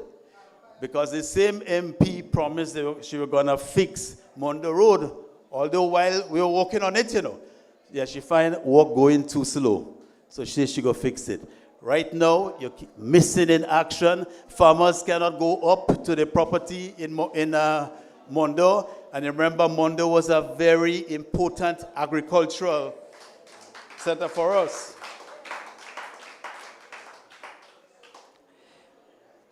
But then, you're talking about putting the asphalt plant there. People are still asking for the environmental impact assessment. We can't find it. But the same Prime Minister and Minister of Infrastructure, because when physical planning had closed it, he instructed them to remove the train and start operation in December. But you could tell something is not right. Because government have shares in the Perseverant asphalt plant. So why would 500 yards away you want to put another asphalt plant? Put it in St. David's or St. Andrews. It's going to be better there because the trucks don't have to come all the way for the asphalt. So it makes no sense. But at the same time, the people that make those decisions, I don't think they have sense. We have right here in Concord, the Concord Water Road. Because the waterfall is our main tourist attraction. And a lot of people get their livelihood from vending and other things up there. But they decided they want the water. But again, if you want the water, take it after the falls. You don't must take it before the falls to reduce the effectiveness of the falls. So they take it before the falls, just on top of the falls. I one thing that's bad. But then they never consulted with the vendors and the people that use it, and even the farmers that use that road for agriculture. No consultation. They come and they dig up the road. And now they're talking about they go only fix back where the pipe is run. But they damage the whole road. So I'm calling on the Minister of Infrastructure and the MP to fix back the road to the waterfall properly. Fix the whole road and put drains. And it have sometimes I just do her work for her, Like when I realize we don't have a representative. So I spoke to the contractor to see what he could do for the people that, suffered and everything. So he has agreed he's going to provide about 400 hampers to the people of Concord in that area, to all those that was affected, as a little token of their appreciation. And the same now was not there, They're digging up the road all over, but they're not fixing it. Because if you have a plan to dig the road, you must have a plan to repair it. I remember my company, Alvin Dabro Engineering, we got the contract to run the fiber landing from the beach right by Aquarium to Mount Hartman. And that was supposed to be 6 4-inch pipe plus the fiber. We never close the road one day. And anytime we dig up the road, the same day we had Budlal waiting to pave it back. Yes. That's the difference when people, you are professional people that know what they're doing, and the Mickey Mouse people are operating there.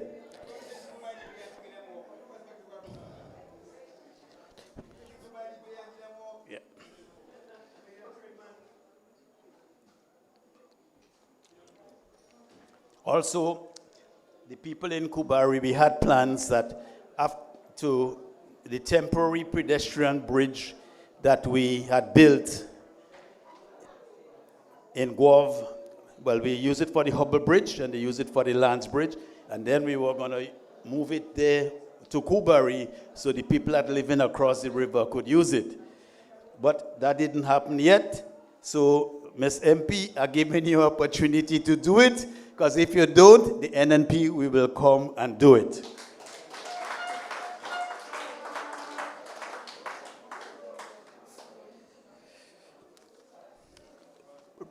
Brother White spoke about the fishing, so I would not elaborate on it because we also have a forum here because we have people from St. John, St. Mark, St. Patrick's being affected. So we'll be having a forum soon to address that. But what I have to say is we have a Prime Minister, we have an MP. How we not hearing them? They never hear to address these things for us. So Fisher folks, I hope you know who's looking after your interests.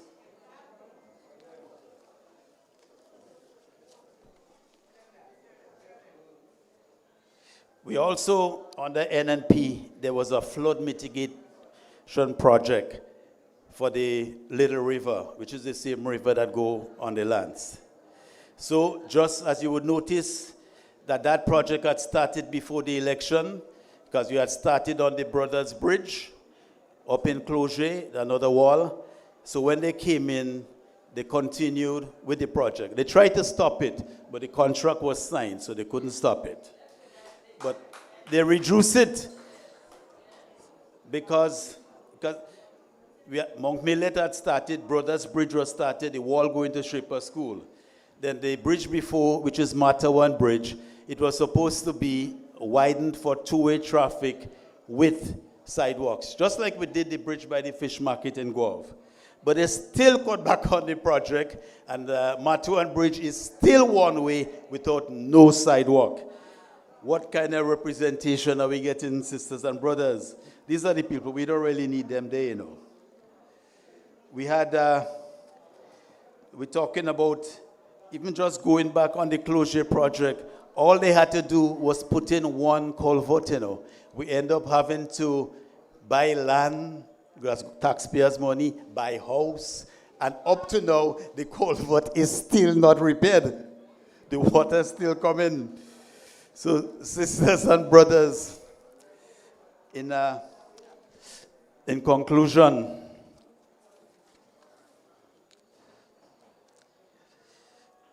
you have an opportunity now to judge the performance of NNP and NDC.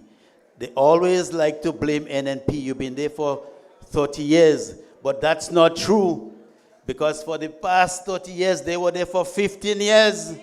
They were there under Prophet Brizan, Tillman, and now Deacon, right? So they're trying to do as if they were never there. It's only NNP. But the facts will show, because you know why? They have nothing to show for the times that they had the opportunity to serve. But sisters and brothers,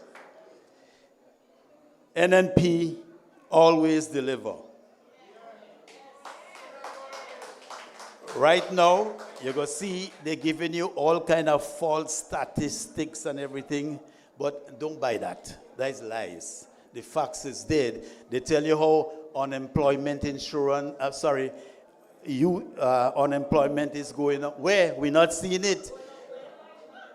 Unemployment now is the highest it's ever been for our youths.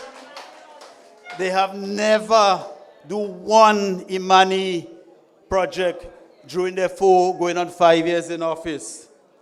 And what they're doing, they're diminishing it. Every month they're sending some home. Even the ones that were doing the teachers, they're sending them home. So by the time they finish, I don't think they have long in office again, but they may not be any more Imani. But young people, don't be fooled again. I don't think they will be. But we, the team you're seeing here, we are ready, we are willing, and we are quite capable of taking over and running this government.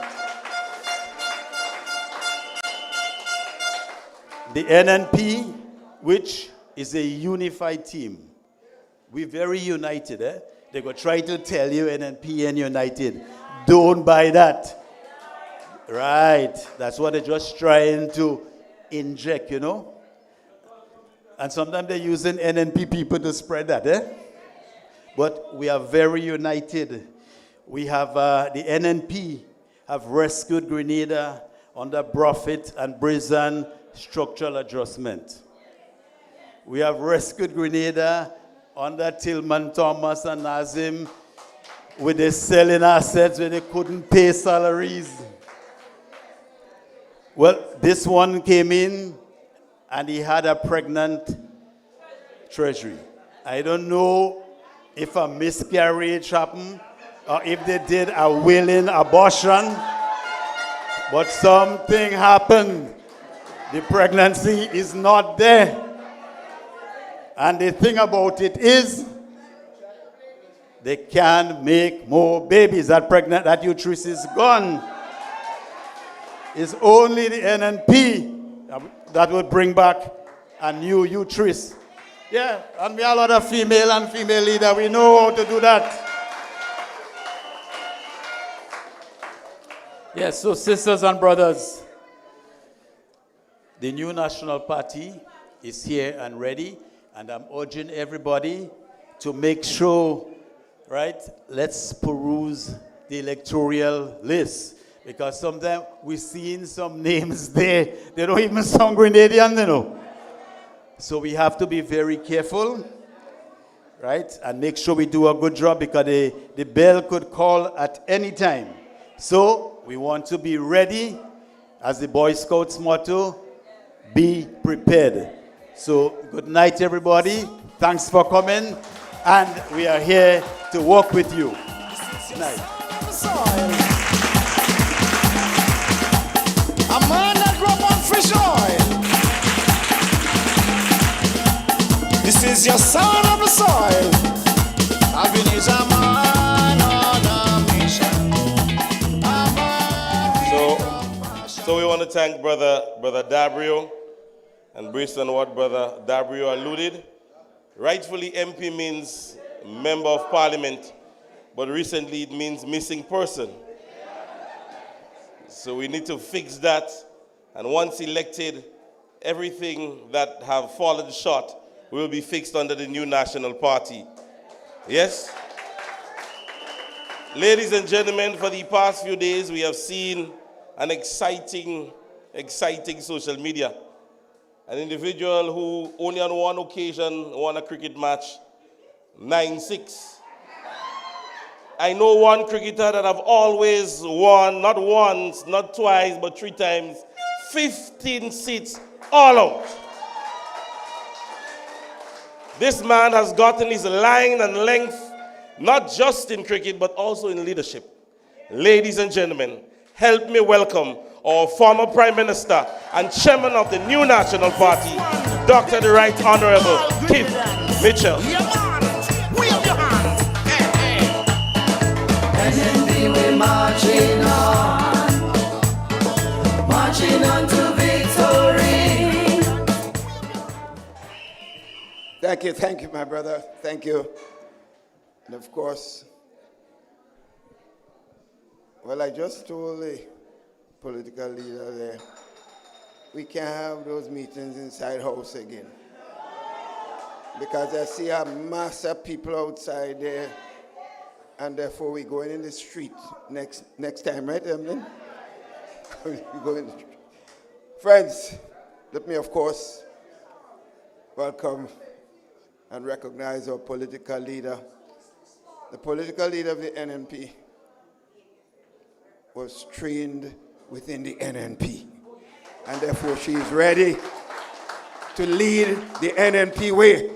Sisters and brothers, I want to recognize our brother Troy Noel, our candidate for the town of St. George. When you see the bio of these people, and you compare it with the bio of what? The National Disaster Congress. But that come in. And you see, look at Brother White, ready to go. Ready to go. Brother Dabb's been there with the history behind him. Sister Mayana, you heard her tonight? Another doctor. That doctor of medicine. I'm not a doctor of medicine. I could do the numbers game. That's why we're getting 15 seats regularly. Brother Delano from St. Patrick's is here with us. Recognizes his experience over the years. And of course, the powerhouse young lady from St. Andrews Southwest, Amanda DePaul. Sisters and brothers, we better get serious about our country. I think we are not taking what is happening in our country seriously enough.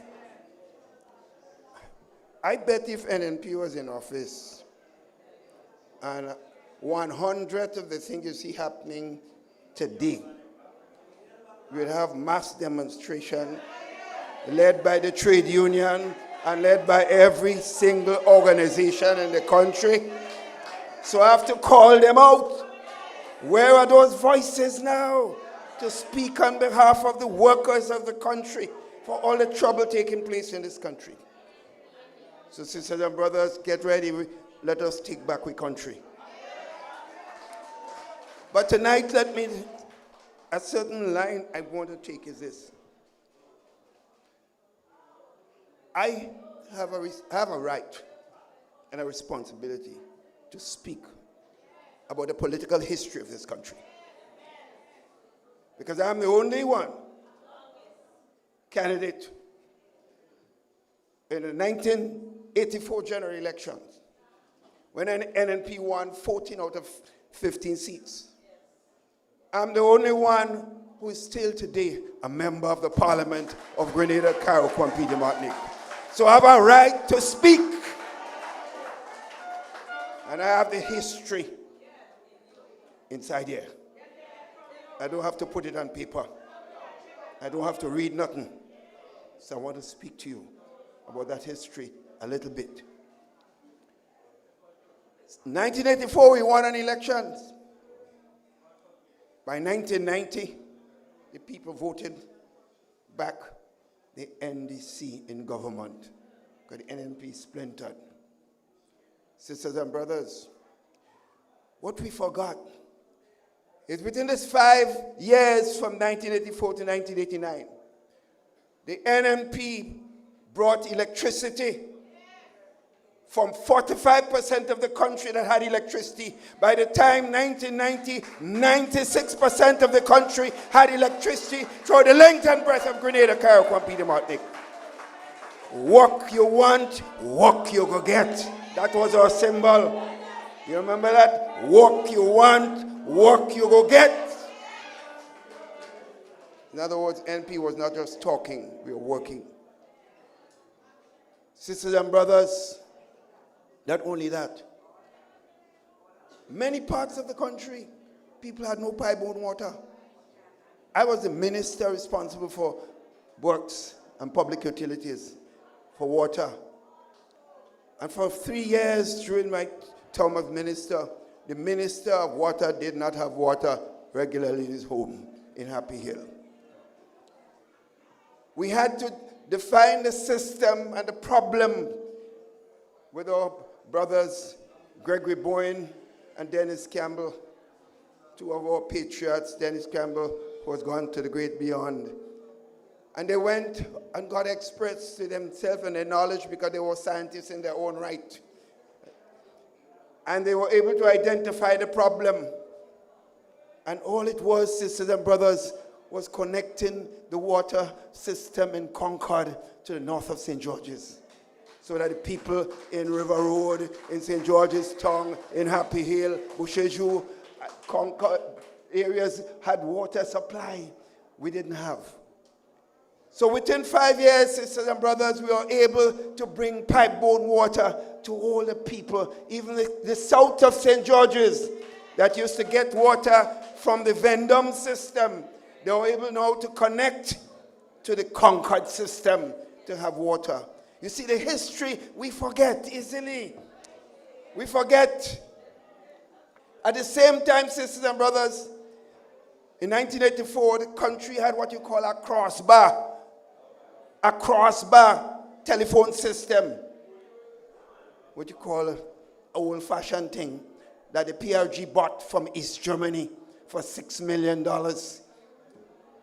That could not work, sisters and brothers. That time that gone out obsolete. But that's what we had. Then we had to investigate what we could do to get the new telephone system in place.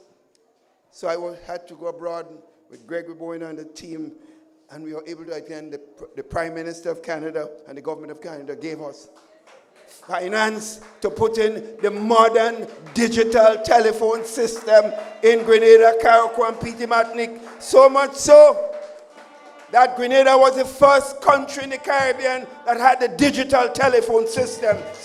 We forget that already.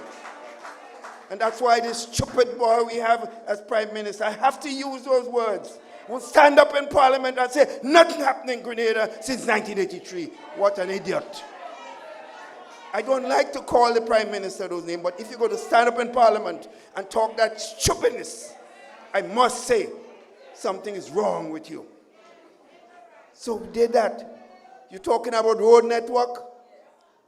The road, when I came back here in 84, it was hole in the road, not road in the hole.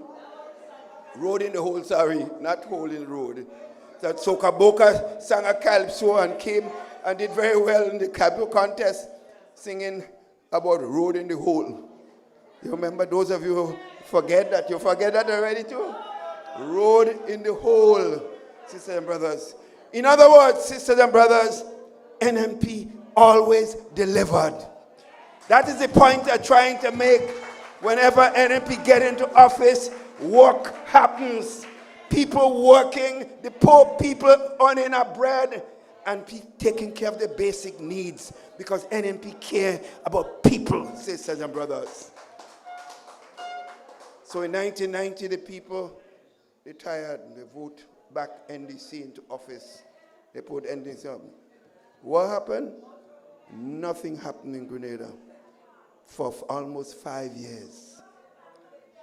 Sisters and brothers, the NNP was returned to office in 1995. Sisters and brothers, work restarted. We had projects all over the country. Sisters and brothers, we did build a ministerial complex. Sisters and brothers, those of you, you see some of them sitting in there now, and they're saying nothing happened in Grenada since 1983, but they sit down in the building built by the new National Party serving the people of this country. That's why I must talk about the history, sisters and brothers. It's not a repetition for people to understand what a serious government is. Government is not just voting somebody and they can talk nice and they put on nice clothes and they slim and thing and they wear all kind of panel socks, all kind of funny socks and all kind of thing. That is not what Prime Minister job is about. That is not what Minister job is about.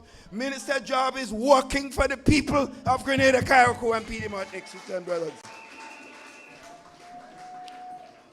So we went to government, work, all kinds of stuff happened in our country.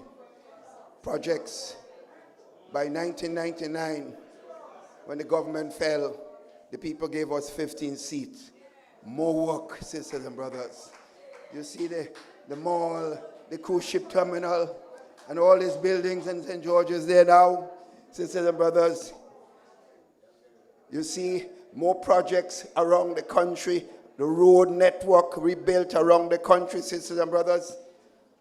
We see all these major projects, sisters and brothers, occurring, and people are going to still come back and talk about nothing happening in Grenada since 1983, sisters and brothers. But because the NNP had a vision for this country, sisters and brothers, NNP cared about the people. And that's why NNP would always be there to take care of the people of Grenada, Carriacou, and Petit Martinique. But sisters and brothers, we can start naming projects over and over, all over the place we have done. In other words, every time we came in, we worked. NDC been there 1990 to 95. They were there also 2008 to 2013. They are there now from 22 to 26 and counting. Sisters and brothers, tell me one good thing the National Democratic Congress has done for this country in the 15 years that they had responsibility to govern this country. We would like to know, and they must be held accountable for what they've done to this country, sisters and brothers. So, but every time the NNP comes in, we have produced and take care of the people of this country. NNP cannot be a perfect government. We were not a perfect government. But we did the work for the people of this country. We brought benefits. You remember when Ivan came and destroyed Grenada, what happened? Sisters and brothers, and because of the NNP's regional and international connection, the President of the United States, George Bush at the time, tried to reach me as Prime Minister to see what he can do. Because we were on an international organization called the International Democrat Union. He was a vice president, I was vice president, and the Prime Minister, John Howard of Australia, was the chairman. So he called me, could not get me because everything was destroyed. He sent the ambassador from Barbados with a special telephone so that I can speak to him. Spoke to him, he arranged for us to come to Washington immediately. He was then campaigning for a second term for presidency of the United States, sisters and brothers. So I went in a few days to Washington. We met with the IMF, the World Bank, and a lot of business persons. Sisters and brothers, before I was coming back home, he called me from his campaign plane in the air while campaigning, traveling. They rushed me off from a meeting and said, the president wants to talk to you. And he asked me when I was going home. I said, in a few days. He said he's sending down Colin Powell, the Secretary of State, Colin Powell. You remember that name?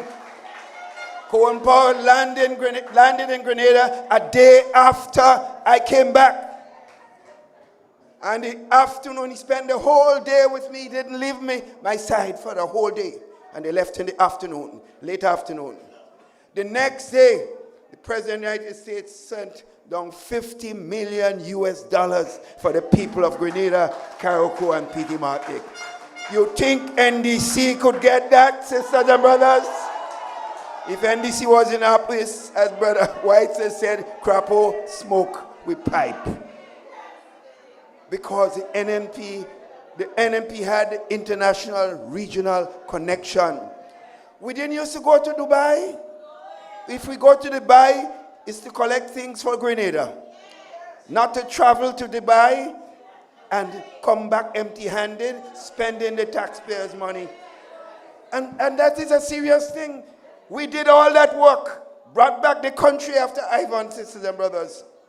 A country that was destroyed and people said would not get back there in 20 years. Within 3 years, Grenada was almost back to normal because of the work of the New National Party. Sisters and brothers, and that is why the message has to be clear. Sometimes I don't know what happened to us sometimes. How would we watch something working well? People sacrifices. In fact, some of my ministers ask me when they see the nonsense going on there, I say, Doc, what the hell you make us make all this sacrifice for? People sacrificed, they couldn't travel. Ministers could not travel, including me, unless they come and show why and what you're getting out of the travel. Otherwise, you can't spend taxpayers' money. But everybody enjoying themselves now, 3 and 4 of them, with a delegation, 8 and 9 of them, spending monies. The public servants could tell you, sisters and brothers, those who are counting at the Ministry of Finance and other places could tell you, they never see bills like this after ministers travel. Thousands of dollars. One trip would cost over $60-something thousand.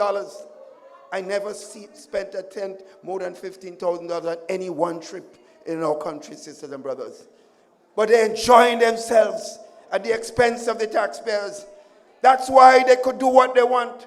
And one of them tell you, he said, listen, he said,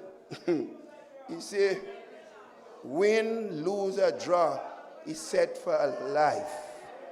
And the man never had a bank account before, but his bank account fat. Sisters and brothers, NNP was in office.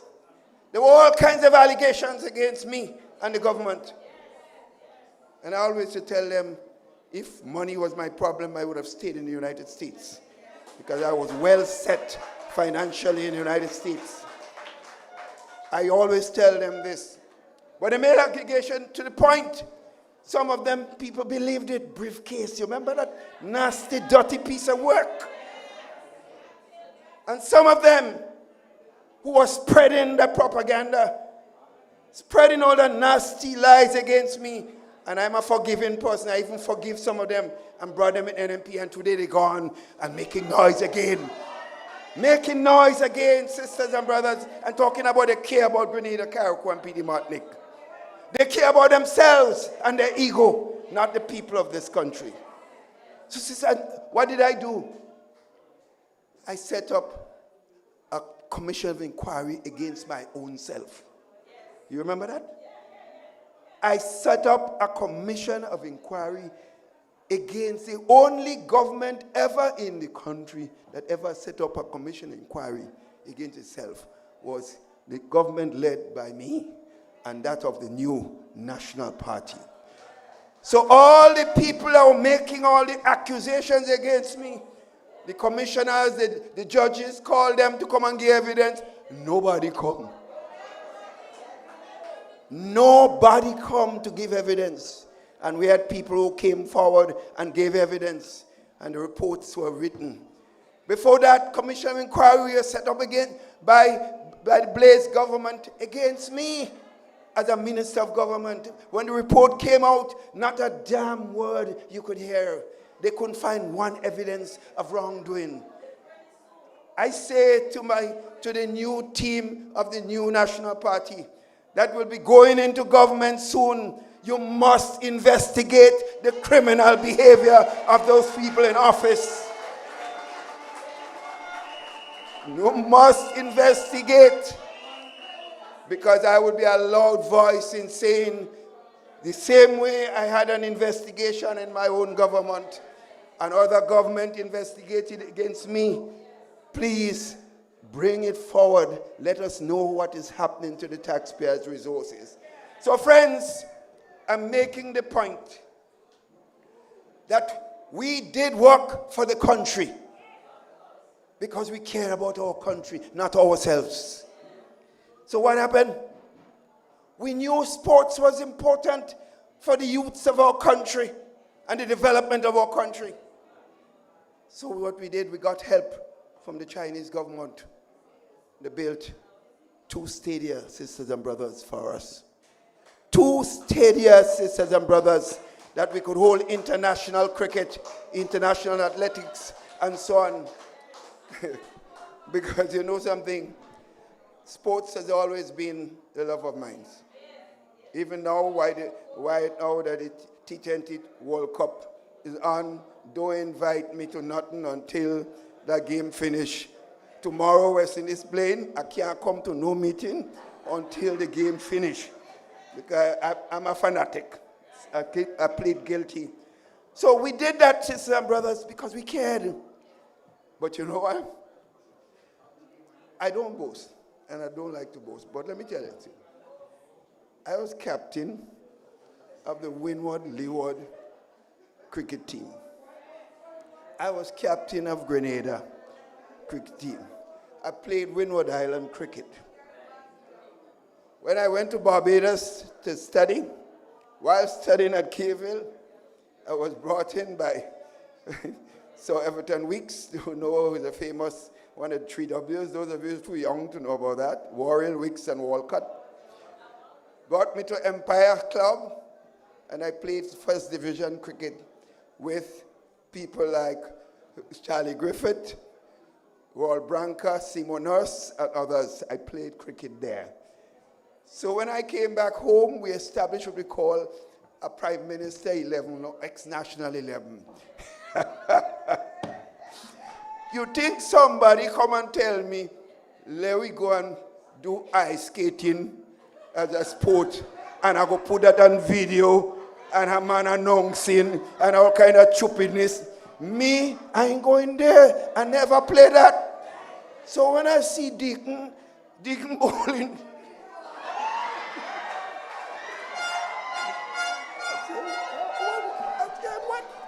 I think something wrong.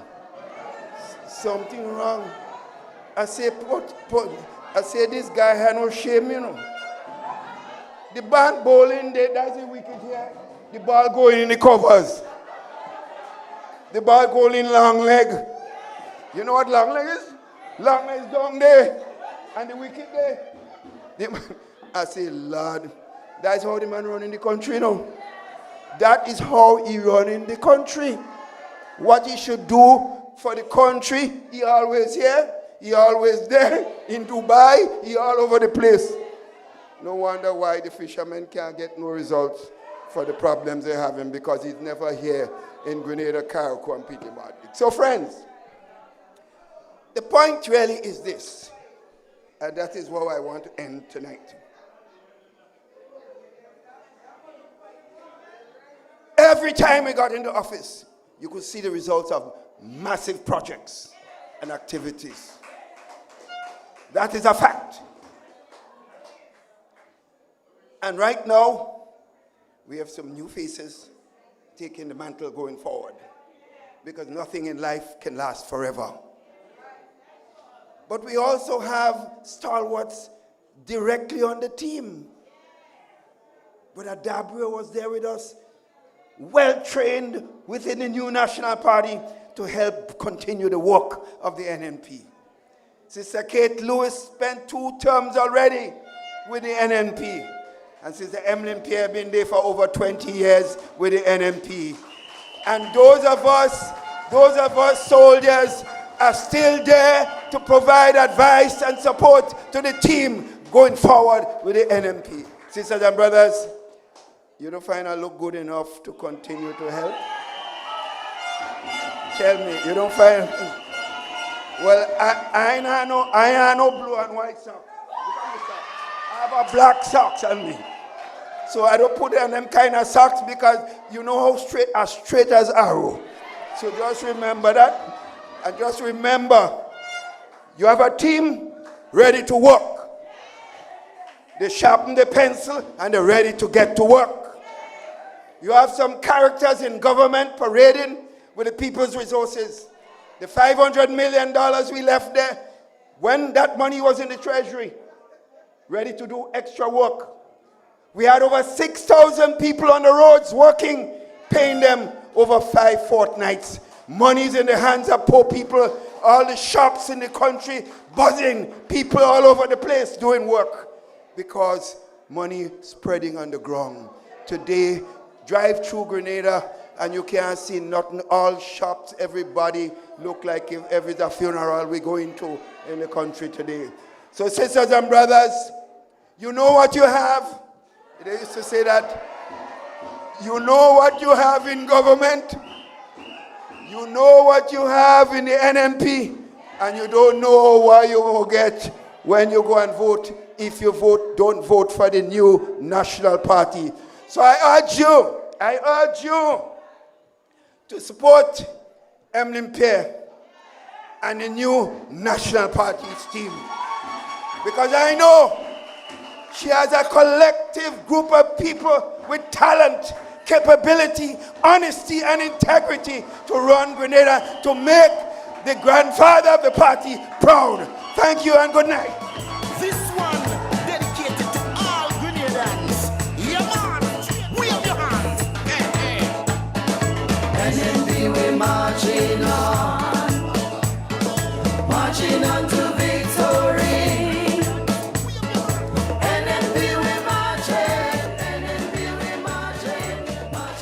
So yes, folks, remember I started by saying line and length.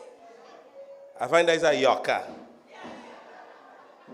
Ladies and gentlemen, ladies and gentlemen, at this stage of this evening, I know many of you guys might not have heard it in the starting, but we always leave something special when we're in the house.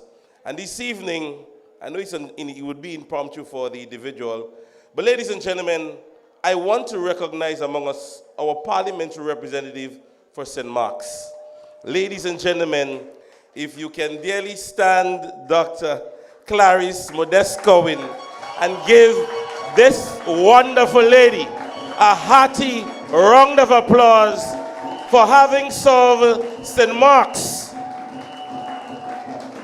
in an exquisite way that she would have. Yes, you can't leave, as Dr. Mitchell ended by saying, the grandfather at the party, then you can tell what Dr. Modest is. The grandmother of the party. So thank you so very much. Ladies and gentlemen, our final speaker of the evening, our political leader, a stalwart of an individual. For those of us who can jot back to the time in Grenada when we remember violence was among us, this lady was given youth ministerial role, and every gang in Grenada had ended under her stewardship. Ladies and gentlemen, I know she can do it again when elected. Help me welcome Honorable Emmeline Pierre, our political leader of the New National Party.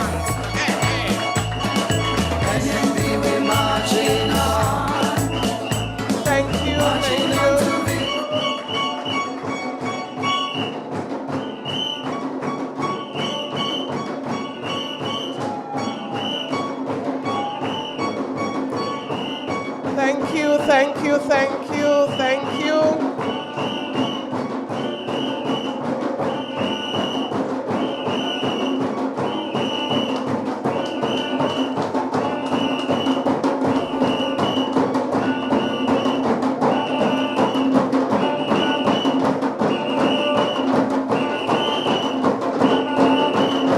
Let me say good night, good night, good night. Thank you, thank you, thank you. Thank you so very much. Thank you so very much. Brothers and sisters, I want to greet everyone tonight. I want to recognize sitting members of Parliament in our midst, the MP for St. George Northwest, the chairman of the party, former Prime Minister, and political leader of the New National Party. I recognize Dr. the Right Honorable Keith Claudius Mitchell. I also recognize sitting MP for St. Mark, Honorable Clarice Modeste Cohen, all executive members of the New National Party. I recognize you tonight. But tonight I also want to ask members of the team that would serve Grenada well after the next general election. All of our new candidates, just take a bow, stand and take a bow tonight. We recognize all of them who are here tonight. Brothers and sisters, that is your winning team. That is your winning team that is going to get Grenada back on track. Brothers and sisters, just over 4 years ago, the NNP and the NDC knocked on your doors. The National Democratic Congress promised transformation, that they were going to transform Grenada, Carriacou, and Petit Martinique.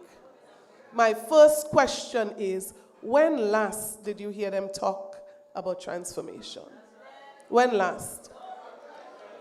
Brothers and sisters, I also want to ask you tonight, what has changed for the better in this country under the transformation government? What has changed? Is your supermarket bill lower today because of this administration? Is health care better today than it was in 2022? Brothers and sisters, I ask you, are our road networks better today than they were in 2022? And I ask you again, do you feel safer tonight than you felt in 2022? And I listen to you, the answer to all of those questions, unfortunately, is no. So I say to you, if we elect a government that is not performing, a government that is not serving the people's interest, if we have a government that is not making better what we had before, I say to you without a shadow of a doubt that this government needs to go. Brothers and sisters, the cricket match that we looked at in the last few days is a perfect analogy of the performance of the current administration. Dress up in brand new suits, custom made outfits, brand new helmet, brand new bat, brand new ball, but no performance at all. No wickets, no runs. This team has to go. And you need a team that could perform and put runs on the books for the people of this country. That's what we need. Brothers and sisters, you heard it before. My colleagues made mention of the fishing ban. We are in Guave, so how could we not talk about fishing? Brothers and sisters, when we speak about incompetence, when we speak about poor performance, we are also talking about the fishing ban. Because I'll tell you this, under the new National Party administration, the United States informed us about the likelihood of a ban if certain things were not put in place. Brothers and sisters, this was the COVID period, as we all recall. Did the NNP sit down and do nothing? The answer is no. The NNP took in front and said to the US government, there is no way that you could do this right now to a fisherman.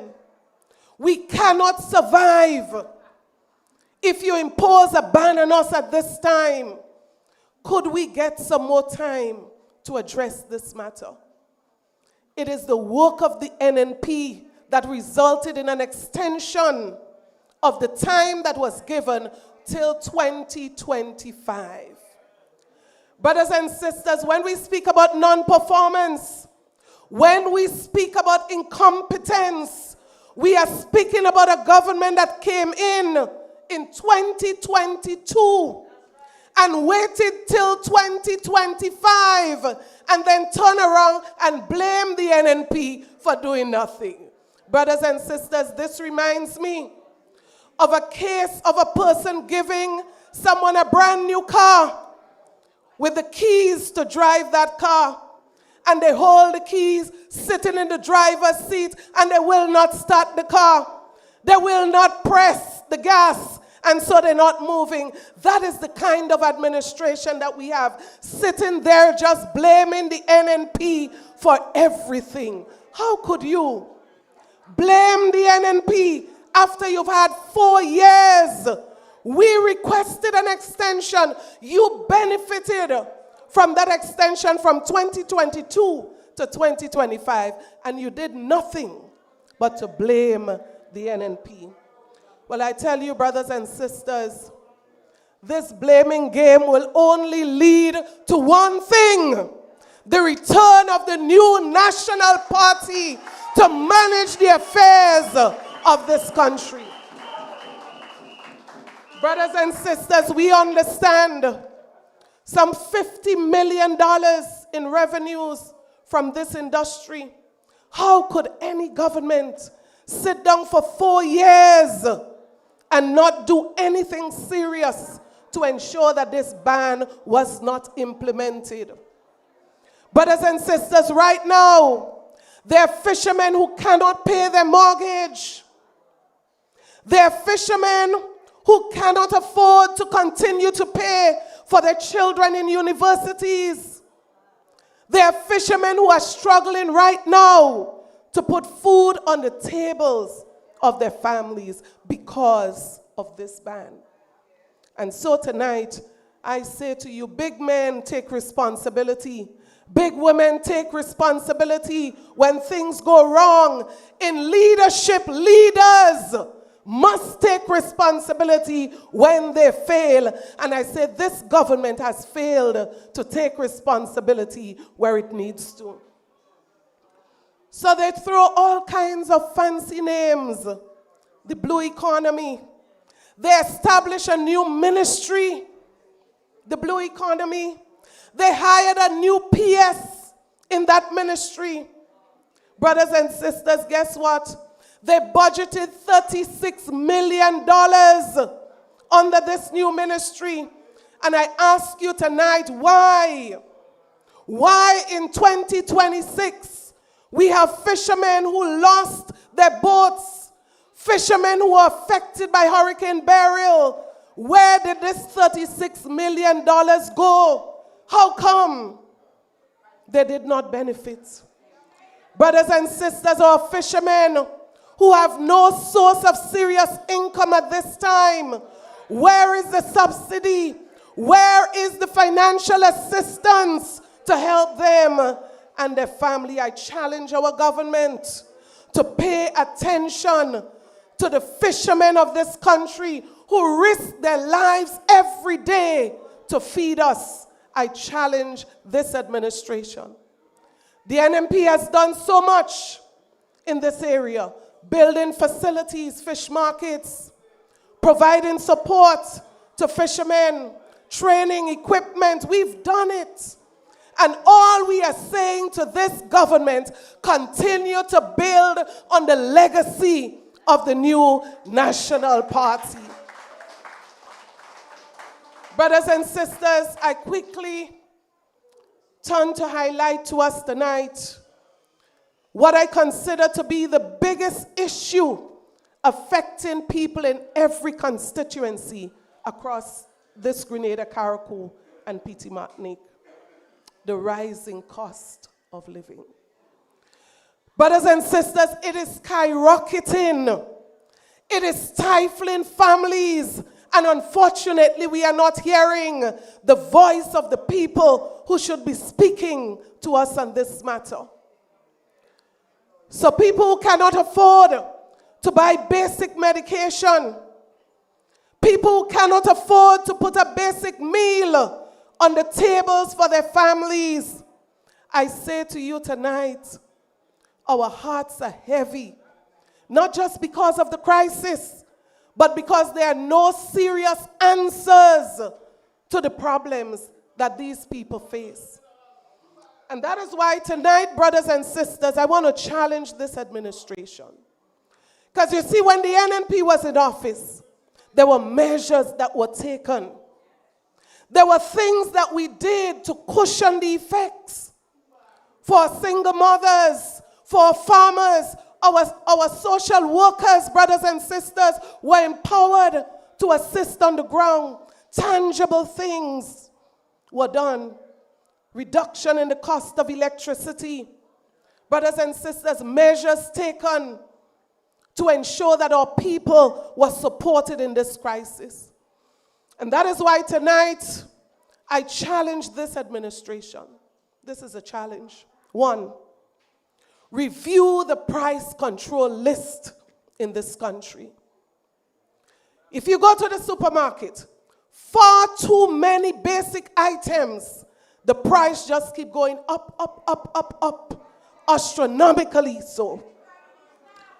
Some of you know that there are some items that certain people cannot buy anymore.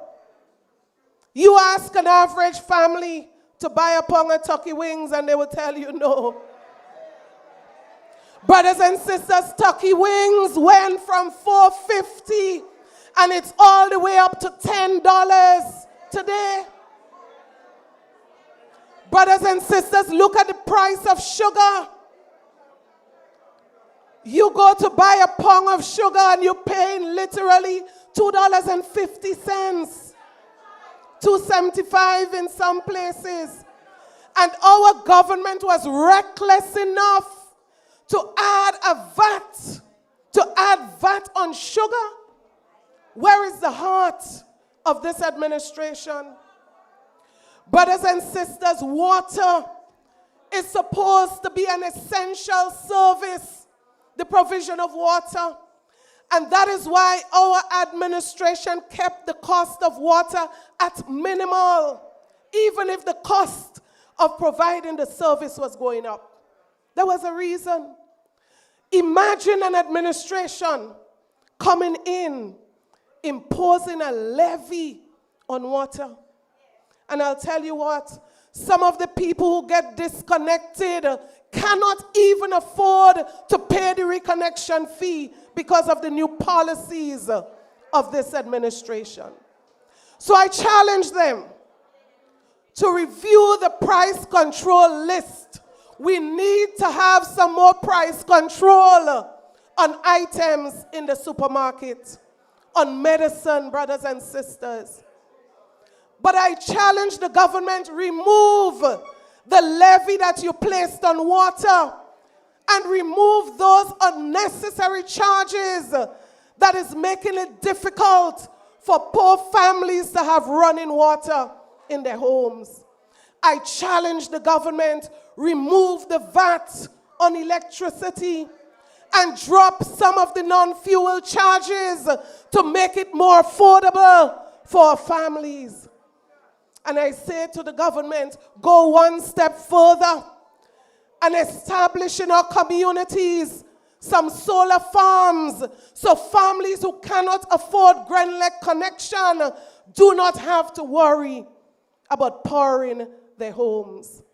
That's my challenge to this administration. But as we challenge them, brothers and sisters, I say to them tonight, if you don't get it done in the remaining time that you have in office, the NNP is coming back, and that would be at the top of our priority list. So we say to you, complete the lockers for our fishermen, improve the facilities for our fishermen, those without engines that cannot go out to sea, we say to you, support them. Equip them with what they need for safety at sea. Provide the support that is needed to our fishermen. And I say to them, if you don't do it before this term ends, the NNP is coming back and the fishermen of this country will be at the top of our priority list. So brothers and sisters, I close by saying to you tonight, we have built a stronger team. We believe that we have the better team. We believe we have the better policies, brothers and sisters. We believe that NNP is the better party for Grenada, Carriacou, and Petite Martinique. So I urge you to stand with me tonight, brothers and sisters. Let us stand for Grenada. Let us fight for Grenada. Because I say to you, the NNP team would be coming to do this better for you and your children, your grandchildren, and those who are to come. May God bless you. May God bless Grenada, Carriacou, and Petite Martinique. Put your hands together, Grenada, Carriacou, and Petite Martinique. For your mercy never fails. All my days.